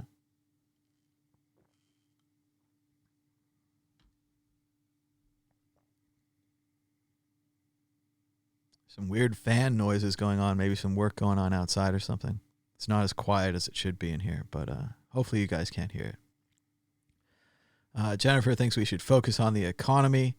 Honey wants to live in hygienic boxes. Derek says robots are sterile. That's smart. AR agrees, and easier to keep sterile. Spoiler alert, I think they're going to have a McDonald's that's all robot. Just a McDonald's in a box.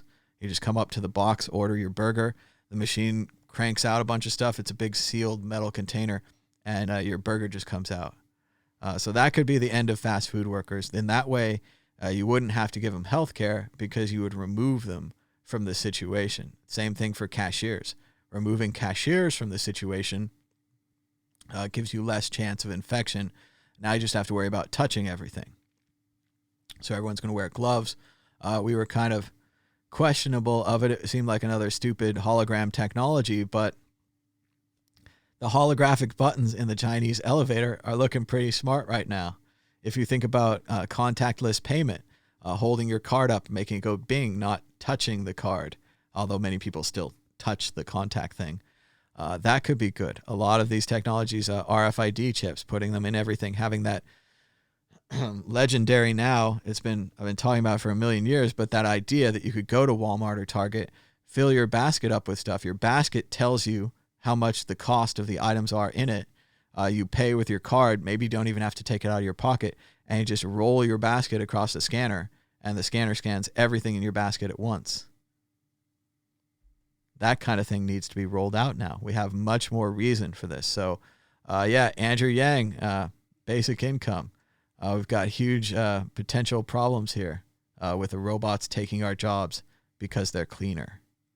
Dun, dun, dun. Derek says all these barriers to entry are further consolidating power into corporations. I agree with that. There's an article, I didn't pull it up, but it was about how they're trying to save the restaurant industry in Los Angeles, the small restaurants. They don't want to come out with this with only McDonald's and Burger King.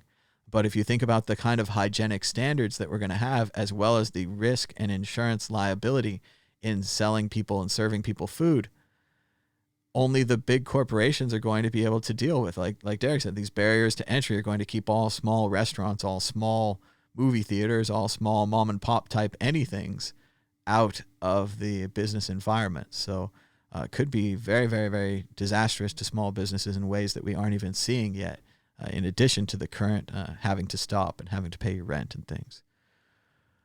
Silver Miner says he'd rather lick coronavirus off the pavement. Well, we might get our chance. Honey says we're living in the biggest shift since the Industrial Revolution. And she agrees the concept of the Venus Project could use some tweaking. I agree. And again, I like the idea. I like having anything positive. And I guess, obviously, to say, where did I hear about the Venus Project? I think it was the movie Thrive, kind of a conspiracy theory movie made by the guy who his family ran Procter & Gamble. So he's kind of a rich guy. And he chose, instead of working on what he thinks is an evil project, he chose to try to expose the evil project. And he's kind of a hippie guy. So pretty cool guy, really cool movie, Thrive. I think it was also the, might have not been Thrive that did the Venus Project. It might have been the other one. I'm not seeing its name right now. But there is another kind of a conspiracy movie. And the whole second half was about the Venus Project. And what I really liked about it is often you watch these conspiracy movies and they just make you sad. The enemy is all powerful. The enemy is all connected. The enemy knows everything that's going to happen before it happens. So you're powerless and weak and can do nothing. And what I liked about this movie is when it got to the Venus Project, at least there was something to look forward to. While the bootstrapping wasn't there, and I don't see a path to it, at least at the end they had something positive to show you, a world without conspiracy. So that'd be cool. I'd like to see it. Let's see. General Byzantine says, variety is anti-fragile. Big social engineering projects like Venus generally aren't. And that's another reason why I probably thought it would never work and wasn't too enamored with it.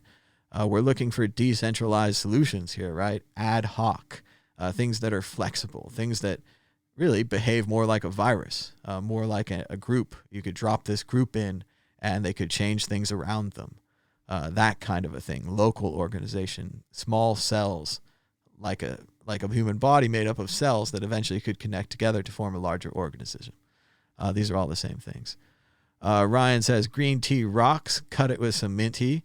That might be a nice idea. Do one green tea packet, one mint tea packet. Really mix it up. I know I used to have green tea that had mint inside it. Ooh.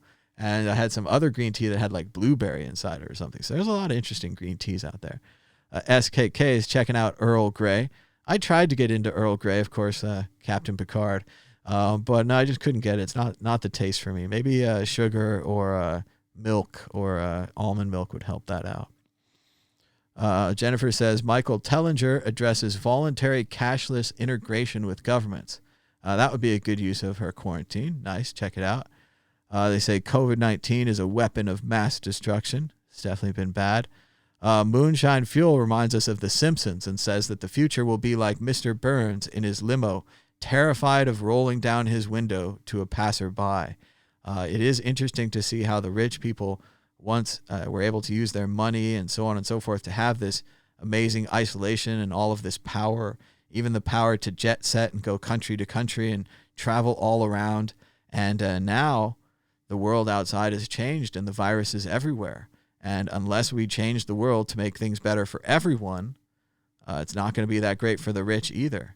Unless, of course, they have a complete stratification. If we split into two societies, one society still bouncing around, living it up, and the other society just petrified of the virus everywhere and different kinds of virus and different kinds of, virus warfare and all kinds of things on the ground. It'd be very, very strange. So we'll have to see how it goes. Derek says, how much is the delay for the show? I think it's 5 to 10 seconds. It's not very significant, but yeah, the chat does trail a little bit behind, even with our best efforts. But we can do some calls in a little bit. Hi Animal says, Thomas, can you give your insight on the halvening and how Bitmain having access to the miners will affect the market? I'm not sure about the Bitmain part on the second half. Bitmain really isn't that much of a player or a conspiracy anymore. It seems like it's kind of winding out. There are some other minor manufacturers in the market now, so it's starting to space out. As far as the halving, definitely I think it's happening. It's unstoppable. It's not going to be pushed back or held for a year or delayed for the coronavirus. The halving is happening. For those of you who maybe aren't too into Bitcoin or just tuning in now, what happens is the Bitcoin is deflationary. So there's less and less Bitcoin all the time. The theory being that they'll be more and more valuable because there's less and less of them. This deflation is scheduled into Bitcoin. About every 4 years or every 210,000 blocks, this halving occurred. Originally, the Bitcoin block reward, the reason that you mine Bitcoin, was about 50 Bitcoins every 10 minutes. It seems astronomical now, right? By the time I had joined Bitcoin, it had already gone through the first halving down to 25 Bitcoins every 10 minutes. Still astronomical, right? Then we had about 4 years ago, the second halving. It went from 25 Bitcoins to 12.5 Bitcoins. I was there in San Francisco. We had a party with a Bitcoin meetup. We had an open bar. Everyone could. It was an inexpensive bar, but it was open, and everybody had a great time. And we didn't worry about viruses at all. And we were just hanging out in the garden behind the bar with the balconies and the barbecues and people eating meat that had been cooked right there. Wasn't clean at all. And everything was normal. Everything was normal. So that was 4 years ago. And what happened was the price of Bitcoin went up a little, then it went down. Then maybe 6 months to a year after the halving, it went crazy up, right? So it was fine. One of the fears about the halving is that because the miners are now getting half as much, they'll be getting 6.25 instead of 12.5 every 10 minutes. If they want to make the same amount of money that they were making before, presumably it might not even be a want. They might even need to make that kind of money to cover their power costs and their equipment costs. The price of Bitcoin essentially needs to double, right, to keep justifying the miners' investment. And last time it did. It more than doubled, right? The miners were fine. This time, everyone was expecting that. I think a lot of people's investment theses were all about holding on till the halving. And, so far, I'm sticking with it, mostly. I wish I didn't, but so it goes. It's kind of an all or nothing strategy at this point. But because of the environment we're in right now with the virus and the political environment and There is an infinite amount of cash at the Federal Reserve. And that thing too, people aren't sure about the halving. I don't think it's taken for granted anymore that the price will go up. I think there's a fear that the price won't go up and the miners won't be able to continue mining Bitcoin. We might see a reduction, certainly not a total reduction. We're going to keep going. But we might see, 20, 30% of the miners have to drop out because of costs, which is good for all the other miners. And then they can ramp up. So it's very uncertain right now. I could lie to you and tell you I know exactly what's going to happen, and people do. I do have exclusive access to a very unique prediction device here. This is the Bitcoin Magic 8 Ball, and I can ask it one question for you. I will ask it, will the price of Bitcoin be higher for the halving? Will it double? Will it satisfy the miners? Will they be able to keep mining? Here we go. Hear that sound. Reply hazy. Try again. Even the ball has a sense of humor sometimes. So we'll try to ask it again another time. But thank you, Hi Animals, for the question about Bitcoin. I really do like talking about Bitcoin. There used to be enough news to talk about Bitcoin all the time.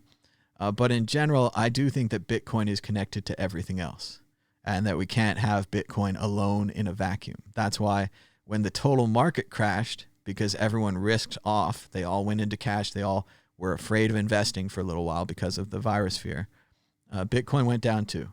So we are connected to other things. Right now, it looks like Bitcoin's decoupling again, going its own way.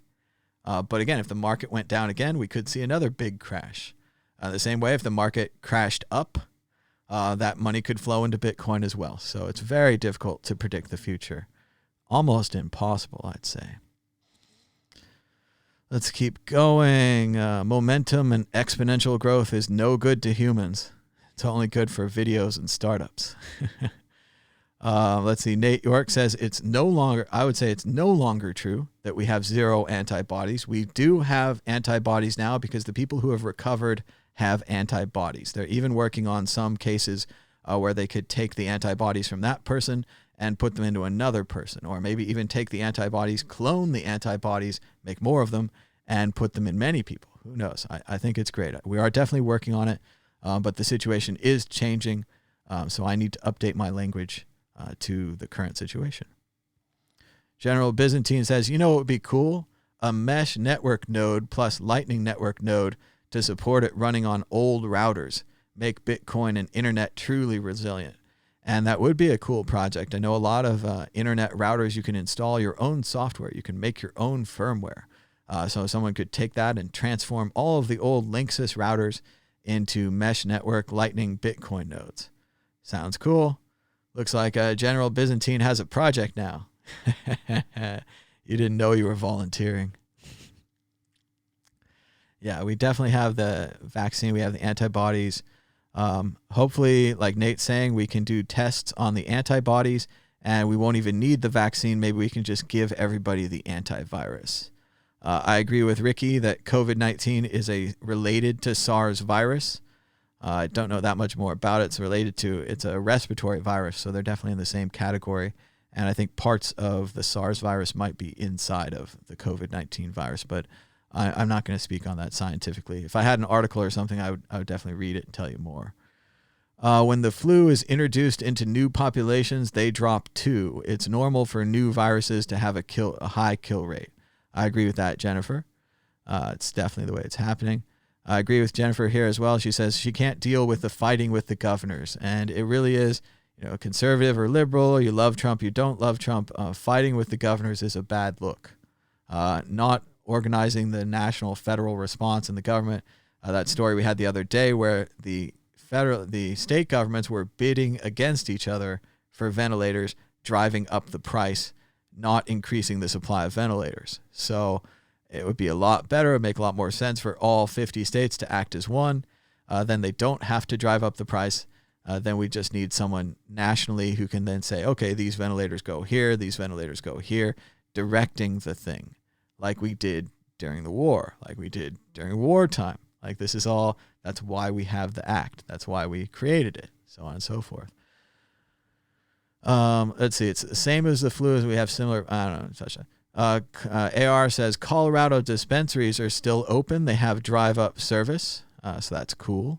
I've heard that here in Vegas as well, although I don't know that they still have same-day service. I think you have to order the day before now. Not that big a deal. Silver Miner says that hydroxychloroquine seems to cure it. Trump is trying to get it out there. The experts wants to drag it out over 18 months. They're using it in Korea. It seems to be flattening the infection rate. Partially, I'd say that the Korean infection rate is also being flattened by their use of gloves and their use of tests. In South Korea, if someone has the virus, they find them, they test them, they ask them everyone else they came in contact with, then they go get all those people, test all those people, and this strategy of really chasing down the virus to its source, isolating anyone who's infected, testing as many people as you can, I think that's the secret to South Korea's success. As far as hydroxychloroquine, I agree it does seem to be a treatment. They're mixing it with 2 or 3 other very high-powered medicines to treat people who have the disease. Treatment is good. Treatment helps people who already have it. A vaccine or the antibodies would help prevent people from getting it. So I think we're going to need both sides of it. I think the way to do a treatment, though, I disagree with the way the president introduced it. Introducing it publicly like that makes people hoard it, makes it harder to test it because we can't get a hold of it anymore to test it. And if it's not a successful drug, it could have false hopes.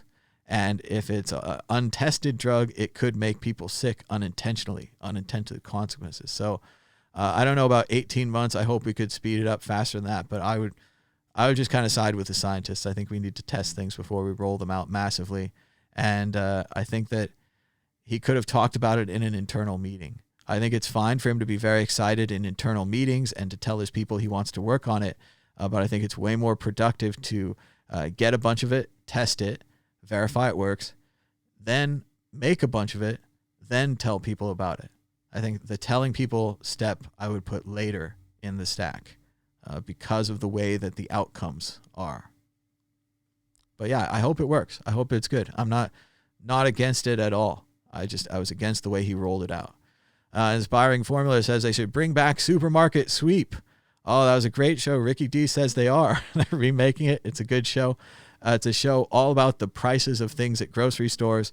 And at the end of the store, you got to do like a little, you got to run through the store and grab everything. They had a similar program for kids where you got to go to Toys R Us and have like a shopping spree. You could buy everything in the store.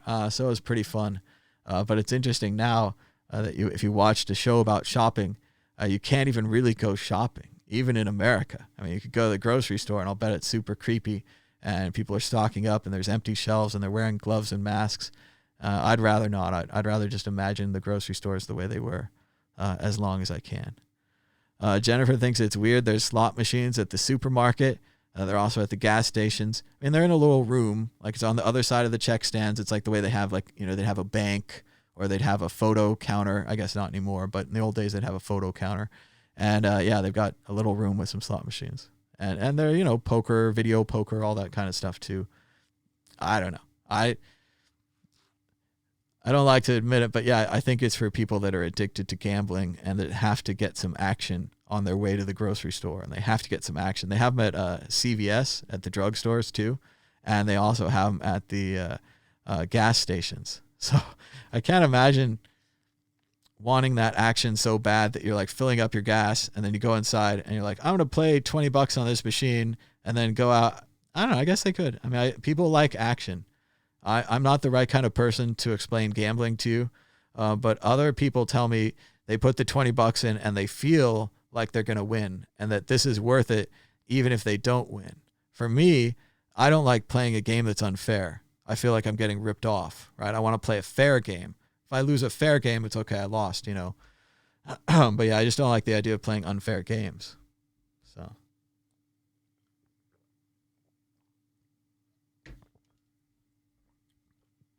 Let's see.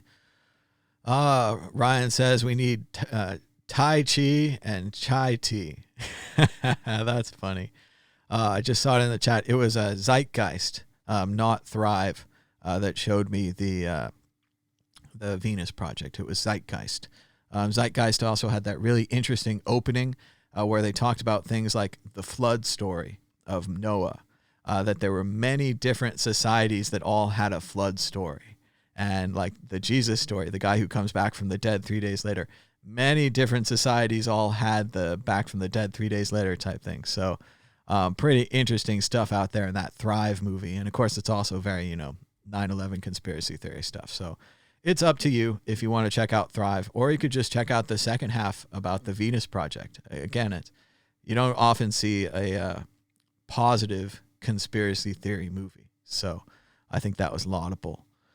If you don't have disposable drugs or disposable gloves, you can wash and dry them.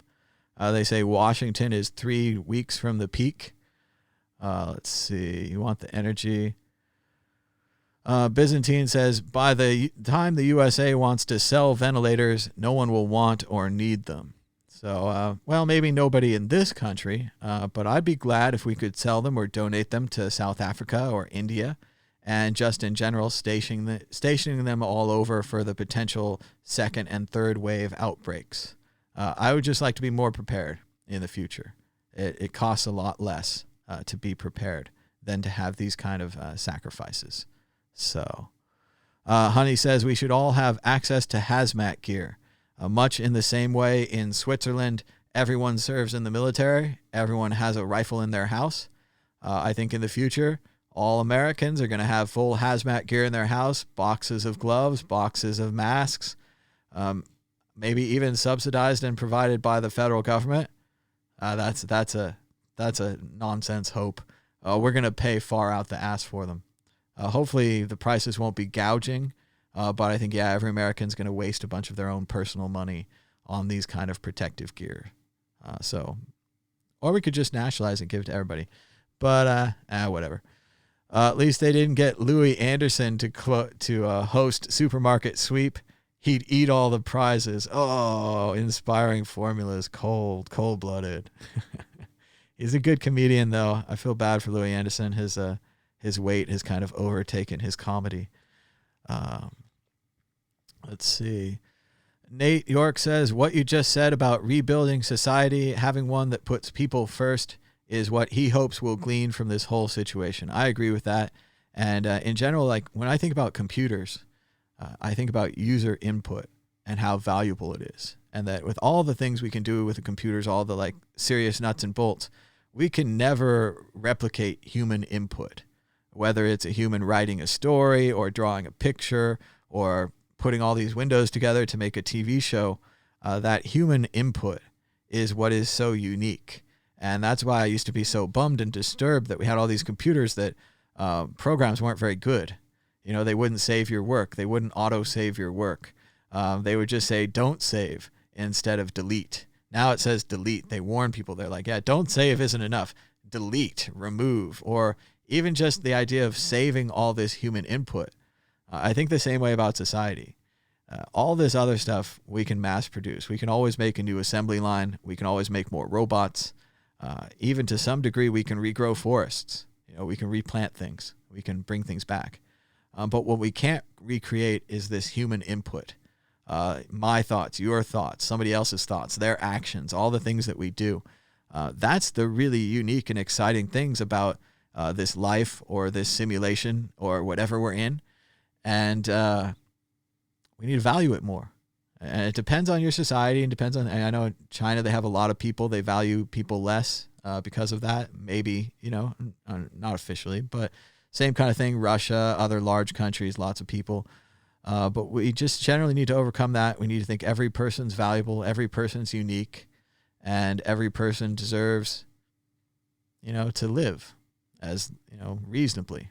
But again, this is complicated. There's ups and downs. There's different philosophical ways of looking at this. We could go back and forth. But I agree with Nate. I hope that people realize that we should rebuild society and put people first rather than corporations. General says, what's the use of universal health care if people stay at home and don't spread the virus? What's the use of any health care? Don't start thinking about this. But yeah, if you needed any kind of other hospital treatment right now, it would be a really bad time for it. So let's all not get sick and not have anything burst. Deep breaths, do your yoga, do your calm concentration, do your meditation. Let's get through this because, yeah, we can't go out. AR says it sounds like they're going to claw the people's bailout money back at tax time. I definitely think you're going to be responsible for paying taxes on the bailout money. I imagine they'll classify it as income. And yeah, they'll give you 100% of it, and they'll take 25% back or whatever it is at tax time. So, not great. But again, it's the government. They don't know how to do anything else. It's what they do. I don't know if the banks and the Boeing and everyone else is going to have to pay back their money. I don't know if they're going to have to do it in the same way. They're hoping Bitcoin soars in 6 months. Jennifer did crypto trading for a minute. And she wasn't sleeping anyway. That's one way to do it. Inspiring Formulas is checking regularly the price for the buy the dip below 4,000. We got pretty close to there the other night. It was quick, violent V recovery. We went down, we went back up. There was a wedge. There was a possibility. And again, if you had your buys set, you'd seem like a crazy man 6 months or a year ago setting a buy at 4K. But no, if you had a buy set at 4K, you could have nailed it. You could have sold it at 6K, maybe even 8K. But then again, I don't know how you time the tops and the bottom of all that. Maybe just sell percentages, sell 10%, sell 30%, try to succeed on some of it. But yeah, timing those tops and the bottoms, that's stressful. Let's see, removing cashiers and fast food workers. The AI is just trying to help. We haven't been looking at this idea positively enough. It's a good thing. Ricky D says the touch screens in fast food places are gross. There definitely has to be cleaning those more. We're going to see a lot more cleaning regimes, a lot more. Think about that card in the bathroom that says the last time this bathroom was cleaned. And now think about one of those on every table in McDonald's. Think about every restaurant, every corner, like how often was it cleaned? How is it cleaned? What is used? Think about cleaning brands like Lysol. They might have brand name, this McDonald's is Lysol clean, and you'll go in and it'll smell like a hospital. I really think that if we want to be clean, that's where we're going to go. And yes, there's no way mom and pop stores are going to be able to compete with that level of cleanliness and that level of branding, and branding making people feel safe, making them feel clean. It's going to be tough. Honey says they're going to be Whole Foods auto pay. Amazon has that shop where you're supposed to be able to grab the stuff and walk right out. That's going to be very popular. Once again, those Amazon people, they're thinking. AR would rather touch filthy money than public touchpads. That's good.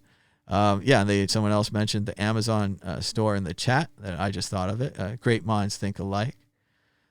Inspiring Formulas doesn't know of anything in a fast food joint that isn't gross, especially the fryers. Fryers are really gross. And even so, at McDonald's, they do a good job. They clean those things every day. They dump out the oil, put new oil in, but still super gross. Let's see. Digital payments. Let's see. A little water here.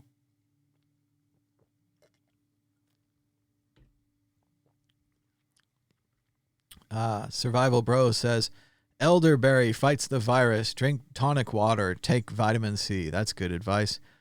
Cab says, rhubarb, matcha green tea, echinacea. Grow your own tea. Start with a window box. That's a good idea. Derek recommends Alita, a movie by Robert Rodriguez. I haven't seen that one. I've seen a bunch of his films, though. El Mariachi, Desperado. I think he started doing Spy Kids. Pretty amazing guy, Robert Rodriguez. I have his biography here on the shelf. I haven't read it.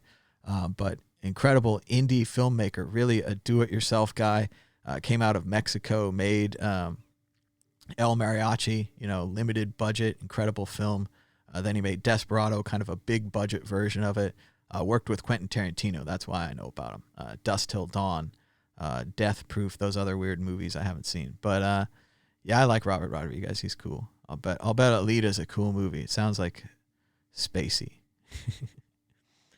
Honey says you can grow wheatgrass, winter red wheat, pennies a day, living foods with chlorophyll and oxygen. I think we're all going to have at-home gardens before this is over.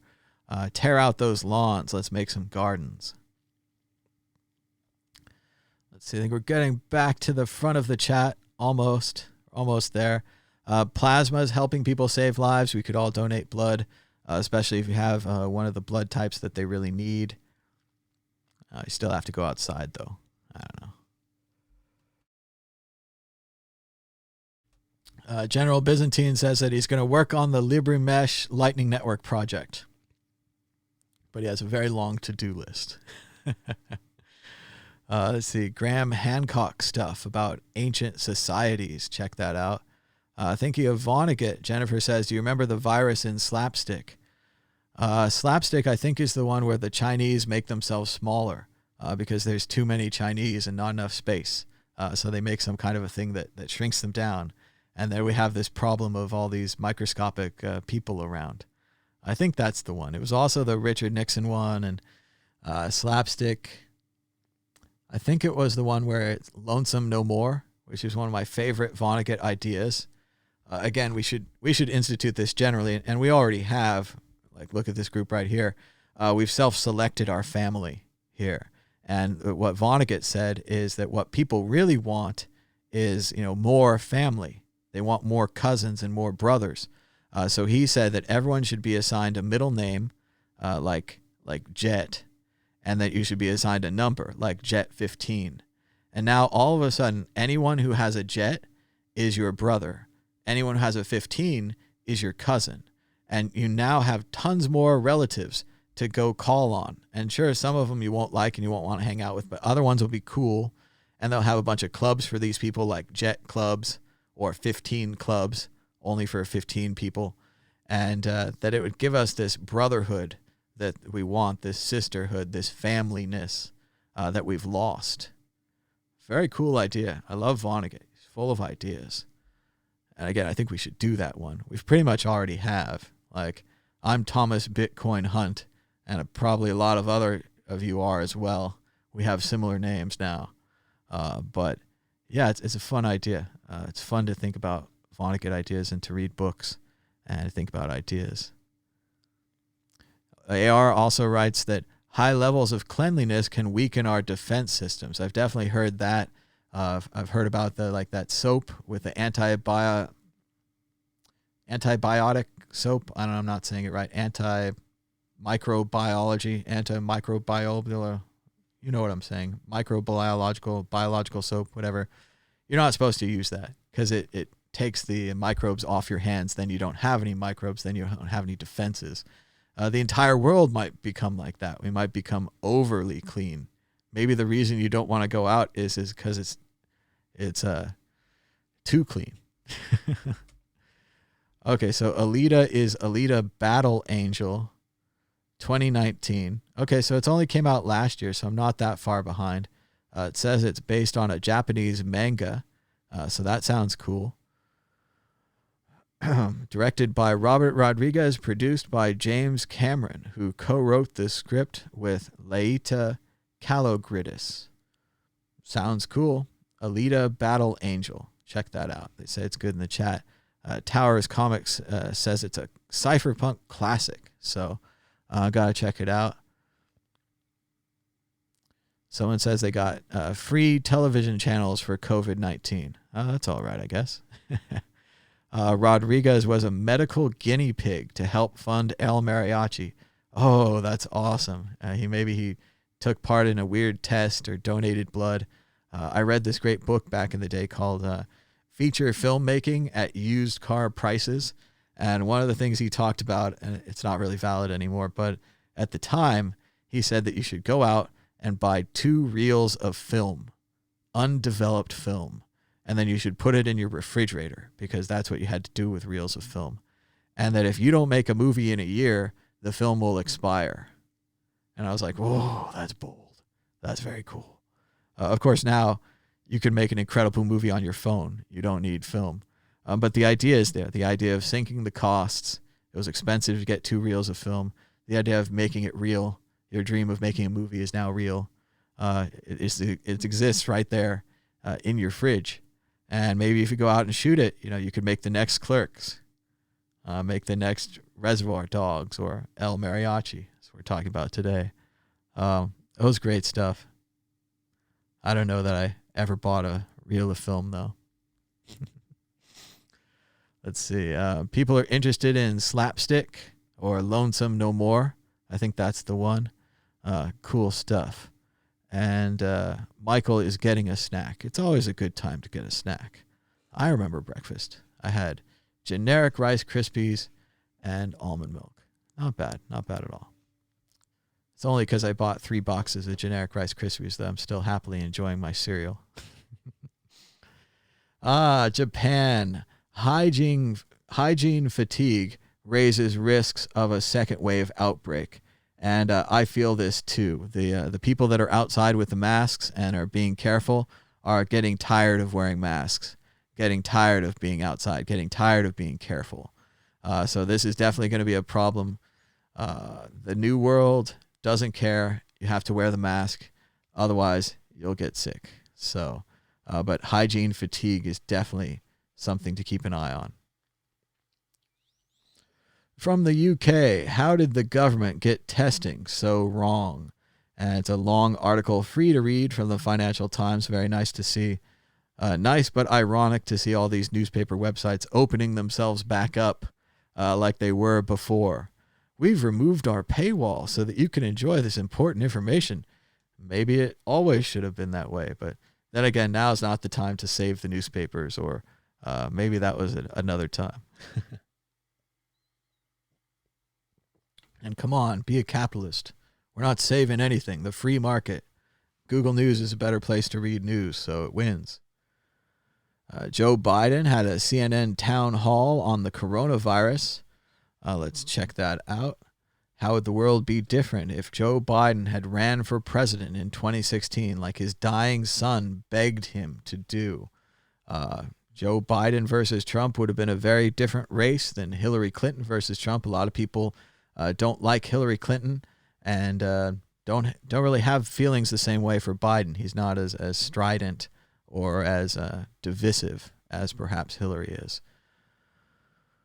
Let's see, I thought they had a list. Here we go. Joe Biden says that there would be no evictions and no health care costs. He would suggest a 3-month freeze on rent payments, government coverage of all health care expenses related to coronavirus, and let's see. He also backs a temporary nationwide shutdown. So he's in agreement with Bill Gates, not Donald Trump here. He would recommend that governors temporarily lock down their states for a period of time to stop the spread of the coronavirus, aligning himself closer to the billionaire Microsoft founder's suggestion that the country needs a lengthy shutdown, not the president's hope that the country would reopen in mid-April. Biden says that pitting public health against economic health is a false choice. Biden argued that the economy could only rebound once the public health emergency was brought under control. He says that it's a false choice to make, saying that you either open the economy or everything goes to hell. You cannot make this economy grow until you deal with the virus. I'm in agreement with that.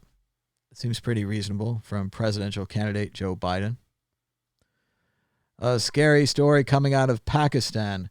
Countries are starting to hoard food, threatening global trade. As the story said, Pakistan is a major producer of wheat. Man, this ad thing keeps coming up. Well, we can't read this, but in Pakistan, they're not exporting wheat anymore. They're seeing it as a national issue to stockpile and hoard food.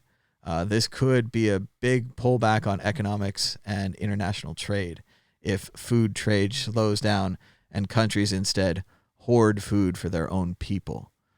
This is only just starting out. This is a little story right now, but it could be a bigger story. So let's keep an eye on that.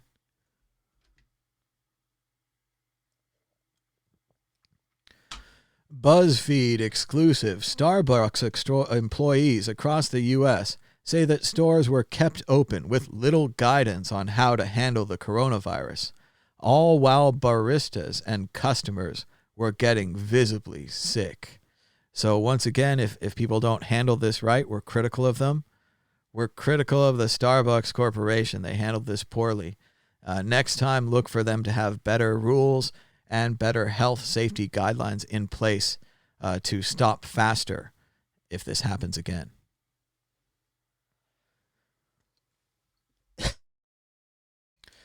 Coffee does seem like an essential service. You could see how they're probably confused. And again, it happened really quick. But still, they should have taken decisive action. They should have shut down sooner. So again, we can be critical of things that don't go right and hope that they improve in the future. That's the point of criticism.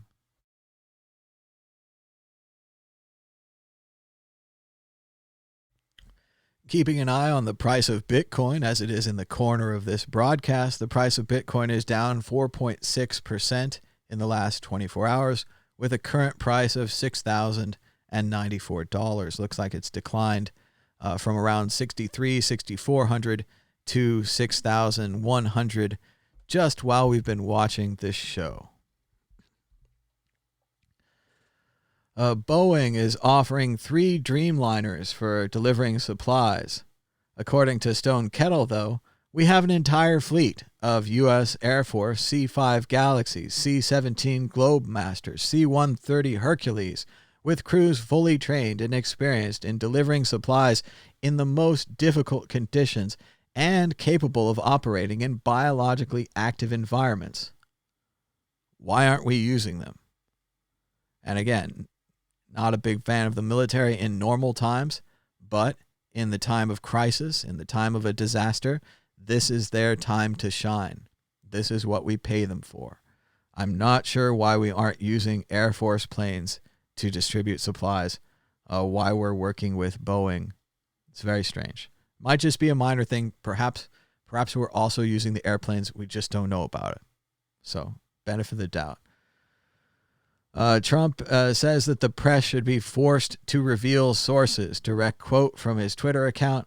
Very often fake news, lamestream media should be forced to reveal sources, just as they did in the long ago past.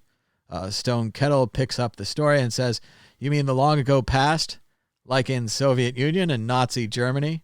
The press is the only private enterprise specifically given enumerated rights in the Constitution, because a free press is the watchdog of liberty and the natural enemy of tyrants. No wonder Trump hates it. And as you guys recall, the press, often called the Fourth Estate, the unofficial fourth branch of government, considered essential by the founding fathers such as Washington and Hamilton and others as a watchdog on the government.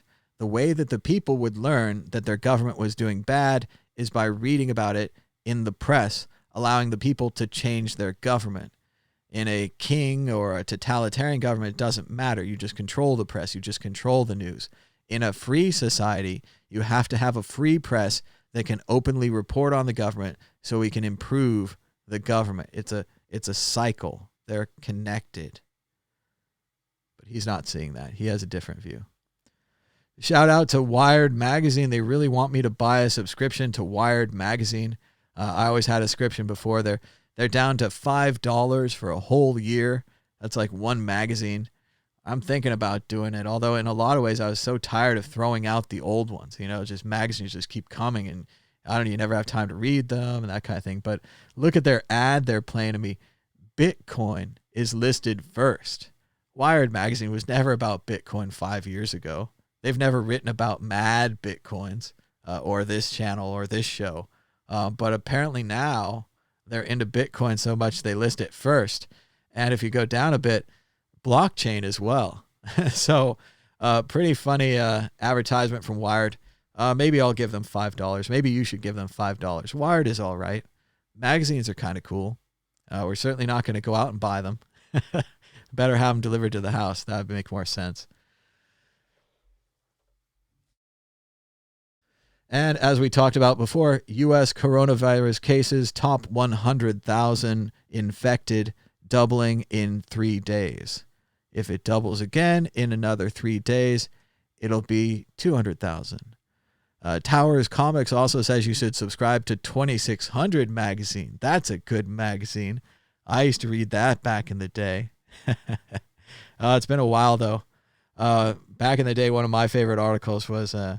I always like kind of the more hacky articles rather than the serious technical ones. But you could go into Walmart, and if you pushed a certain combination of buttons on the intercom, you could take over the intercom, and you could say all kinds of goofy things. So I thought that'd be fun. That's the kind of hacking I would be into. Just kind of, I suppose it's griefing, or it's more comedy based. Certainly not damaging anything. But yeah, I love 2600. It's a great magazine. Classic. Shout out to April, who says, today I recommend remembering the real George S. Patton, who understood the value of acting quickly. A good plan, violently executed right now, is far better than a perfect plan executed next week. General Patton. I don't know if that was a saying before he said it, because it's a classic, or if he came up with it. But it's a classic Patton quote. And the reason she's bringing this up, the reason it's coming up is because apparently, and I haven't seen the video yet, but apparently Geraldo Rivera, former late afternoon talk show host, the guy that got his nose broken by a chair and had some like skinhead neo-Nazis or something on his show, the guy who opened Al Capone's vault live on TV only to find out that it was empty. Geraldo Rivera, he now works for Fox News. Allegedly, he's a real journalist now. And he's apparently comparing Trump to General Patton. As Operative X writes here, it's confirmation that we're trapped in the dumbest timeline and that 2020 is pure garbage. I also agree with socially distant trial lawyer who writes, he's a lot like General Patton, except for the whole willing to serve part, and the bravery part, and the leadership part. But he and Patton have one thing in common, baldness. So I'm a big fan of General Patton, and I don't think he has very much in common with Trump at all. I wouldn't go out of my way to make this comparison. I disagree. And we do have positive news about the president. President Trump is allegedly using the Defense Production Act to require GM to make ventilators. Could have done this last week, could have done this 2 months ago, but at least we're doing it now. Let's do it. Let's make those ventilators.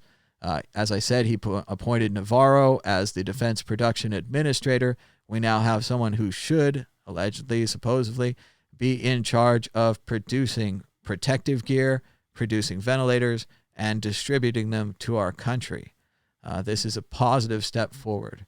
Congratulations. I hope they use the act well. A Philadelphia hospital remains closed as talks between the owner and the city fall through. The hospital in Philadelphia has nearly 500 beds and has been closed for months in the center of the city.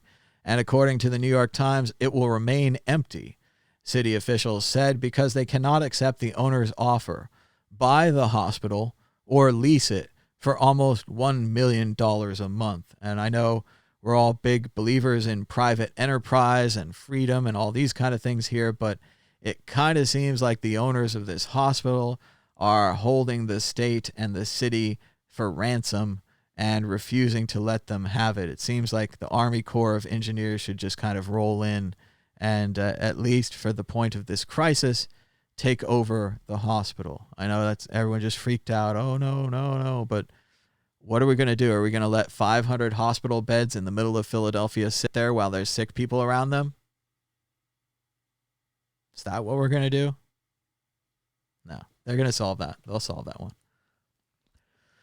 Sad story. After a 40-year-long shift from traditional pensions that would just pay you, say, like $1,000 a month, just kind of pay you out of the money, to individual 401k retirement accounts, which are just full of stocks and mutual funds and bonds and things, Americans' financial security is now defenseless against whatever crisis comes along. And the coronavirus is destroying Americans' retirement dreams. And this was the big problem with linking retirement up with the stock market. They also wanted to link your medical care up with the stock market. You're supposed to get a health savings account. And in general, this has been the Republican project for the past 20 or 30 years. It's a pretty obvious benefit. More money into the stock market. Stocks go up. Every existing investor benefits. But it's an obvious downside in times like this when people's retirement is wiped out. This is likely going to lead to an expansion of Social Security to keep the elderly from dying on our streets, which once again is going to affect you and is going to affect everyone else. Everyone's connected. Paul Graham writes, something I didn't fully realize until the last month. It's dangerous to have a leader whose base holds him to a low standard. If Trump's base insisted he take charge of the COVID-19 response, he'd have to. But since they're satisfied with press conferences, that's all we get. I agree with that. It was very disappointing to me, all the people that were upset about me talking politics were not willing to hold their leader accountable. What we're really doing here is we're saying there was a month where he did nothing. We'd prefer he did something. And now, here in the short term, things like activating the Defense Production Act is a positive thing. Let's do more of those. And again, we need the base to hold him to a higher standard. We need to expect more from our leaders, not less.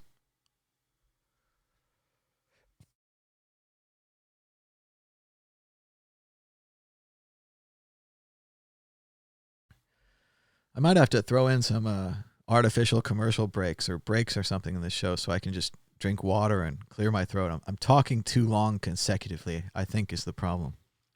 But I'm trying to deal with it, deliver a good show. We're over the 2-hour mark. That's pretty good. Haven't even shown you any books left yet. Let's see if we can get through the news. getting to the top of the stack here. Angus Johnson writes that the rate of mask wearing in New York City has gone up dramatically in the last week. Official encouragement and instruction as to proper use would be very welcome. So we're all hoping the CDC will change their guidance and start guiding Americans to wear masks when outside. I turned on CNBC this morning, and the market was closed. Instead, they were playing a infomercial for Emeril Lagasse and the Power Air Fryer 360. We're going to bam it up a notch. Let's bam it up a notch. It was pretty funny. This show is playing in the exact spot where the Morning Bell show should be. So funny stuff, CNBC. Not working today. And we already played this, that Governor Cuomo operates on the data and on the numbers. That's the kind of leader personally that I'm looking for in this crisis.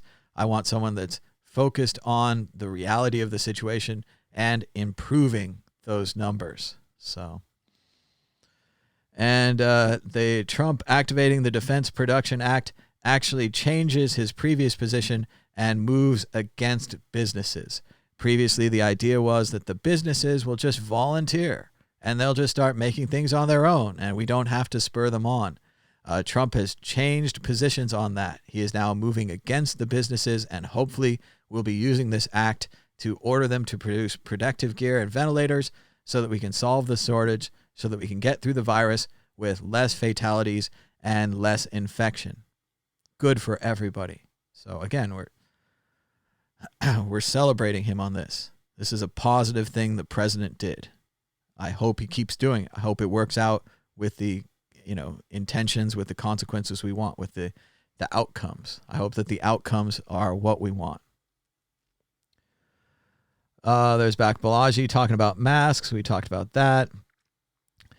George Gao, Director General of the Chinese Center for Disease Control and Protection, says, "What mistakes are other countries making?" He says, "The big mistake in the U.S. and Europe, in his opinion, is that people aren't wearing masks.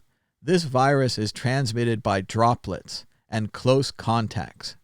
Droplets play a very important role. You've got to wear a mask because when you speak, there are always droplets coming out of your mouth.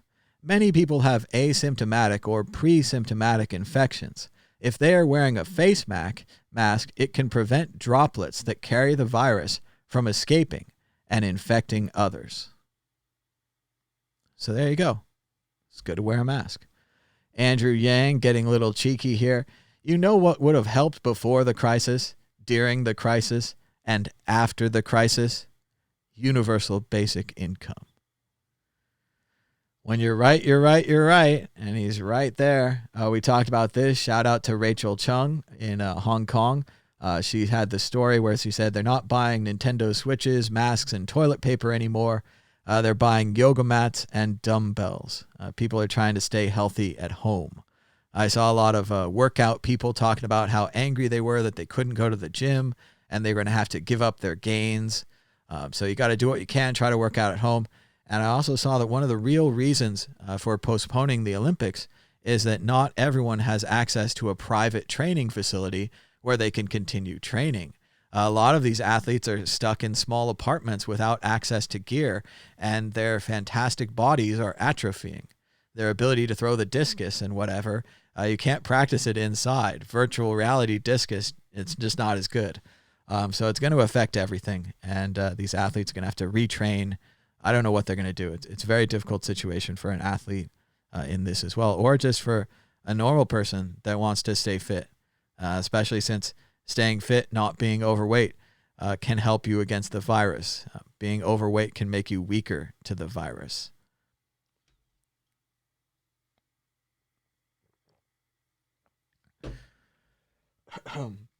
Sorry.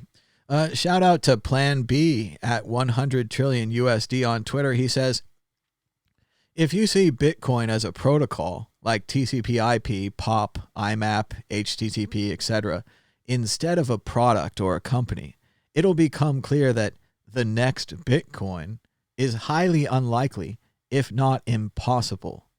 Network effects are important.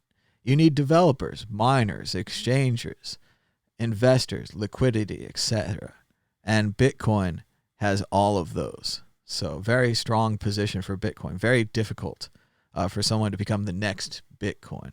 A lot easier to become the next ICO or the next Ethereum clone. I don't know. They just don't have the same kind of support. We're getting ready for the call-in show. I think that link went to the wrong link, though, so I'm going to get rid of that tweet. Sorry about the link confusion this morning. There's a lot of things to set up these days. There's a lot of strands in old Duder's head, you know. But I promised you books, and I don't have a lot of voice left. But let's see some books. Today's books are randomly selected off the shelf. These are international books. I never really traveled that much, but in 2017, through the last few years, I've been really fortunate I was able to go to Europe for some Bitcoin conferences. And while I was there, I did a couple of offshoot visits to countries and things that I'd always wanted to see. So it was really cool. This book is called Casa Batlló. It's about Gaudí. He's an architect in Barcelona, and he made this incredible house called the Casa Batlló. And I don't know, I can probably, maybe you can see this. I mean, here's some of it. Here's the blue walls inside. You can see how it looks like water. The different colored tiles were chosen to make it look like water rolling down. The house looks like that on the roof. It's pretty crazy. This is also known as the House of Bones because of the structure of the balconies, the way that they're interconnected on the outside. Let me see if I can find a good picture. Here we go. Here's the balconies on the outside. You can see they have kind of a skeletal look, especially those supports there look like maybe a femur or a leg bone, large supports. Just a fantastic, interesting house. I especially like this book. It's not coming out too great, but this is only close-up pictures. It's one of these really cool books that's just, you know, it's just cool pictures of the things. So it's great to look at and flip through. It's also got some stories about that book. So if you're in Barcelona, check out Gaudí and Casa Batlló, as well as, of course, Sagrada Familia, the amazing cathedral there that Gaudí designed. Our next book is very obscure. This is Gigantea, the Temple and Heritage Park in Gozo. And here's a picture of part of the temple. You can see the large stones. I'll try to find a better picture.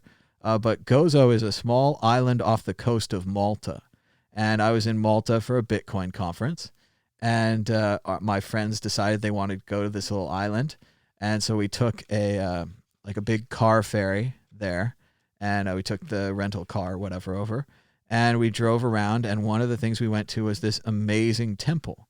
And this temple is as old as Stonehenge, maybe even older, and has similarly very large stones that we don't exactly know how they got there. We think that they probably dug into the ground first, but it's also up on a hill, so they had to drag them up on the hill. The official story, through history, for how this temple was built was giants. Gigantea, it was called, because they believed that giants had come and moved these large stones into position. Originally, it had a roof, too, so this would be an enclosed temple, and all kinds of rituals and blocks and things. But it was very cool. You could just walk around it. It's a United Nations historical heritage site, so they have a very nice, as you can see there's a museum and some information about the place. But Gigantea in Gozo. Also pretty neat, it was included on the Europeans tour. They used to do these, what's the word? They would go on like a tour of Europe to be civilized people. And one of the places that you would go was Gozo to see the things that these giants had allegedly built. So pretty cool. They had like a painting of some guys on their, international Europe tour thing going there. This one is also pretty obscure. This is called St. Margaret, Queen of Scotland, and her chapel. And you can see on the back here, it's kind of a nondescript, plain on the outside, but pretty on the inside, and a very small little chapel. This was part of Edinburgh Castle up on the hill, and it's a very small chapel dedicated to St. Margaret. And not a lot of people were in there. Not a lot of people were looking at it. It wasn't a very big tourist attraction or anything like this, but they had a really nice little book for a couple bucks. and I picked it up. That's what the real chapel looks like. I sat there on those stone wooden benches there. And it was pretty neat to go to Edinburgh Castle. It's up on the hill in the middle of Edinburgh. It looks down on the whole thing. Kind of looks, all of Edinburgh looks like Harry Potter. That's where she lived when she wrote the book. There's a restaurant or a bar or something that claims to be the birthplace of Harry Potter because she worked there. And she used to scribble down notes in her free time. It's a pretty neat story. And yeah, Edinburgh was great. Looked very much like an old Scottish town. It was funny, it's Scotland, but I thought in a way that Edinburgh was the way I'd always pictured England to look.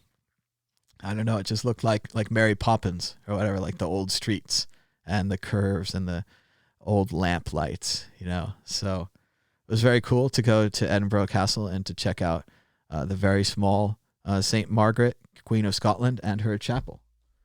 Again, I chose these at random off the shelf, so they are what they are.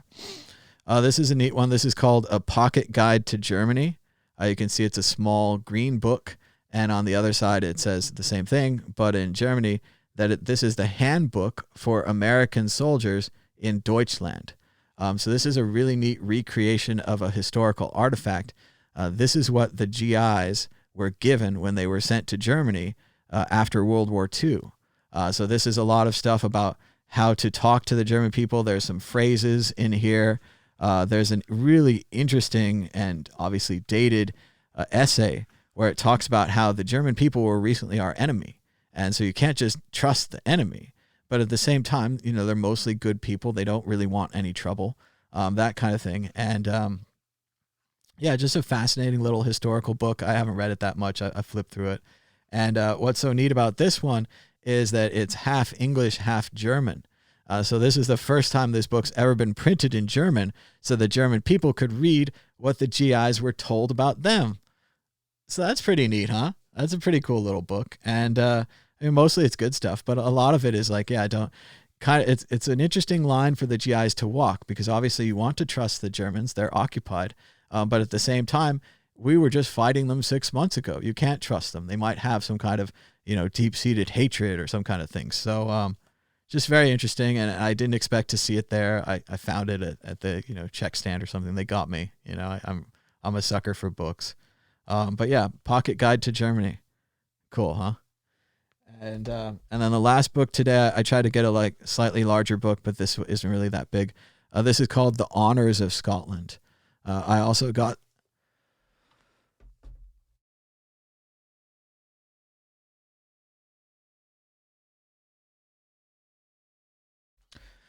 sorry about that. I also got this at Edinburgh Castle, which is a lot like the Tower of London. The Tower of London, when I was a kid, I always thought it was the Tower Bridge. I always thought that the crown jewels were kept in the Tower Bridge because it would be safe.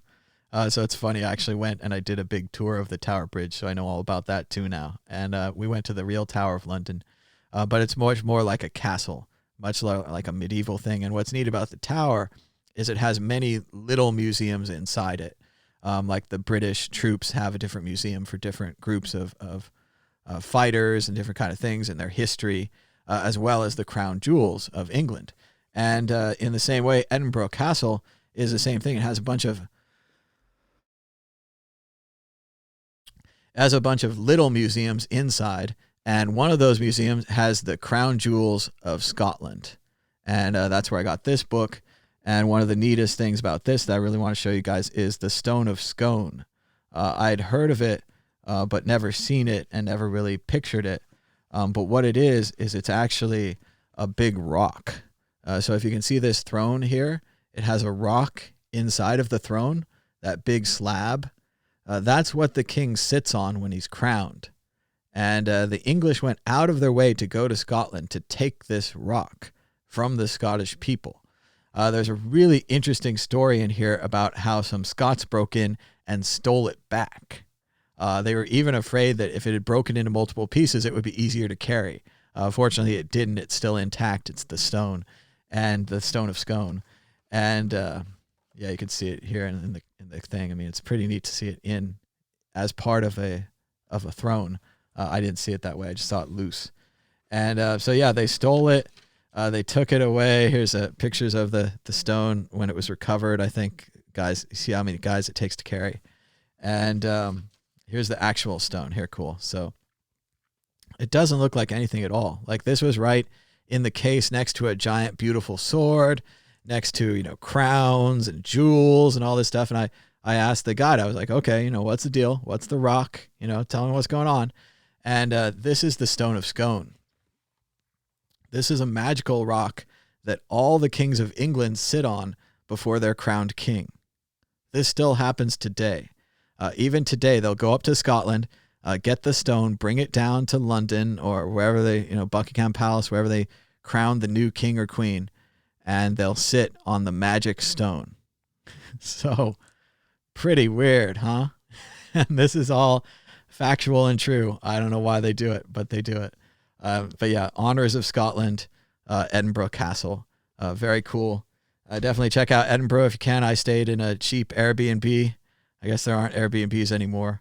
And I got a cheap flight there too. So I don't know. But that's International Book Day. Thanks to everybody for joining us. We talked about chess pieces. We talked about politics. We talked about coronavirus. And now we talked about international books. So I hope I get to travel again someday and bring back more books.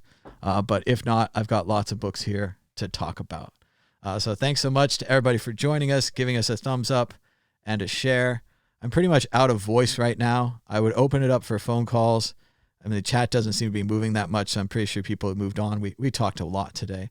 So we'll be back again tomorrow for Sunday, Big Book Sunday. I'm going to be showing you some more big books. You won't believe it. I have more big books. So be sure to give us a thumbs up and a share if you want to donate Bitcoin. There's a donation link in the address below. That's the wrong graphic.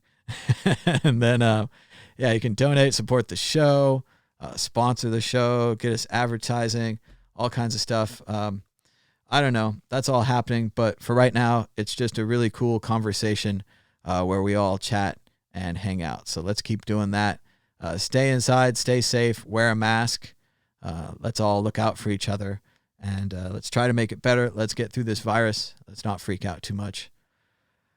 And that's about it. Until next time, bye-bye.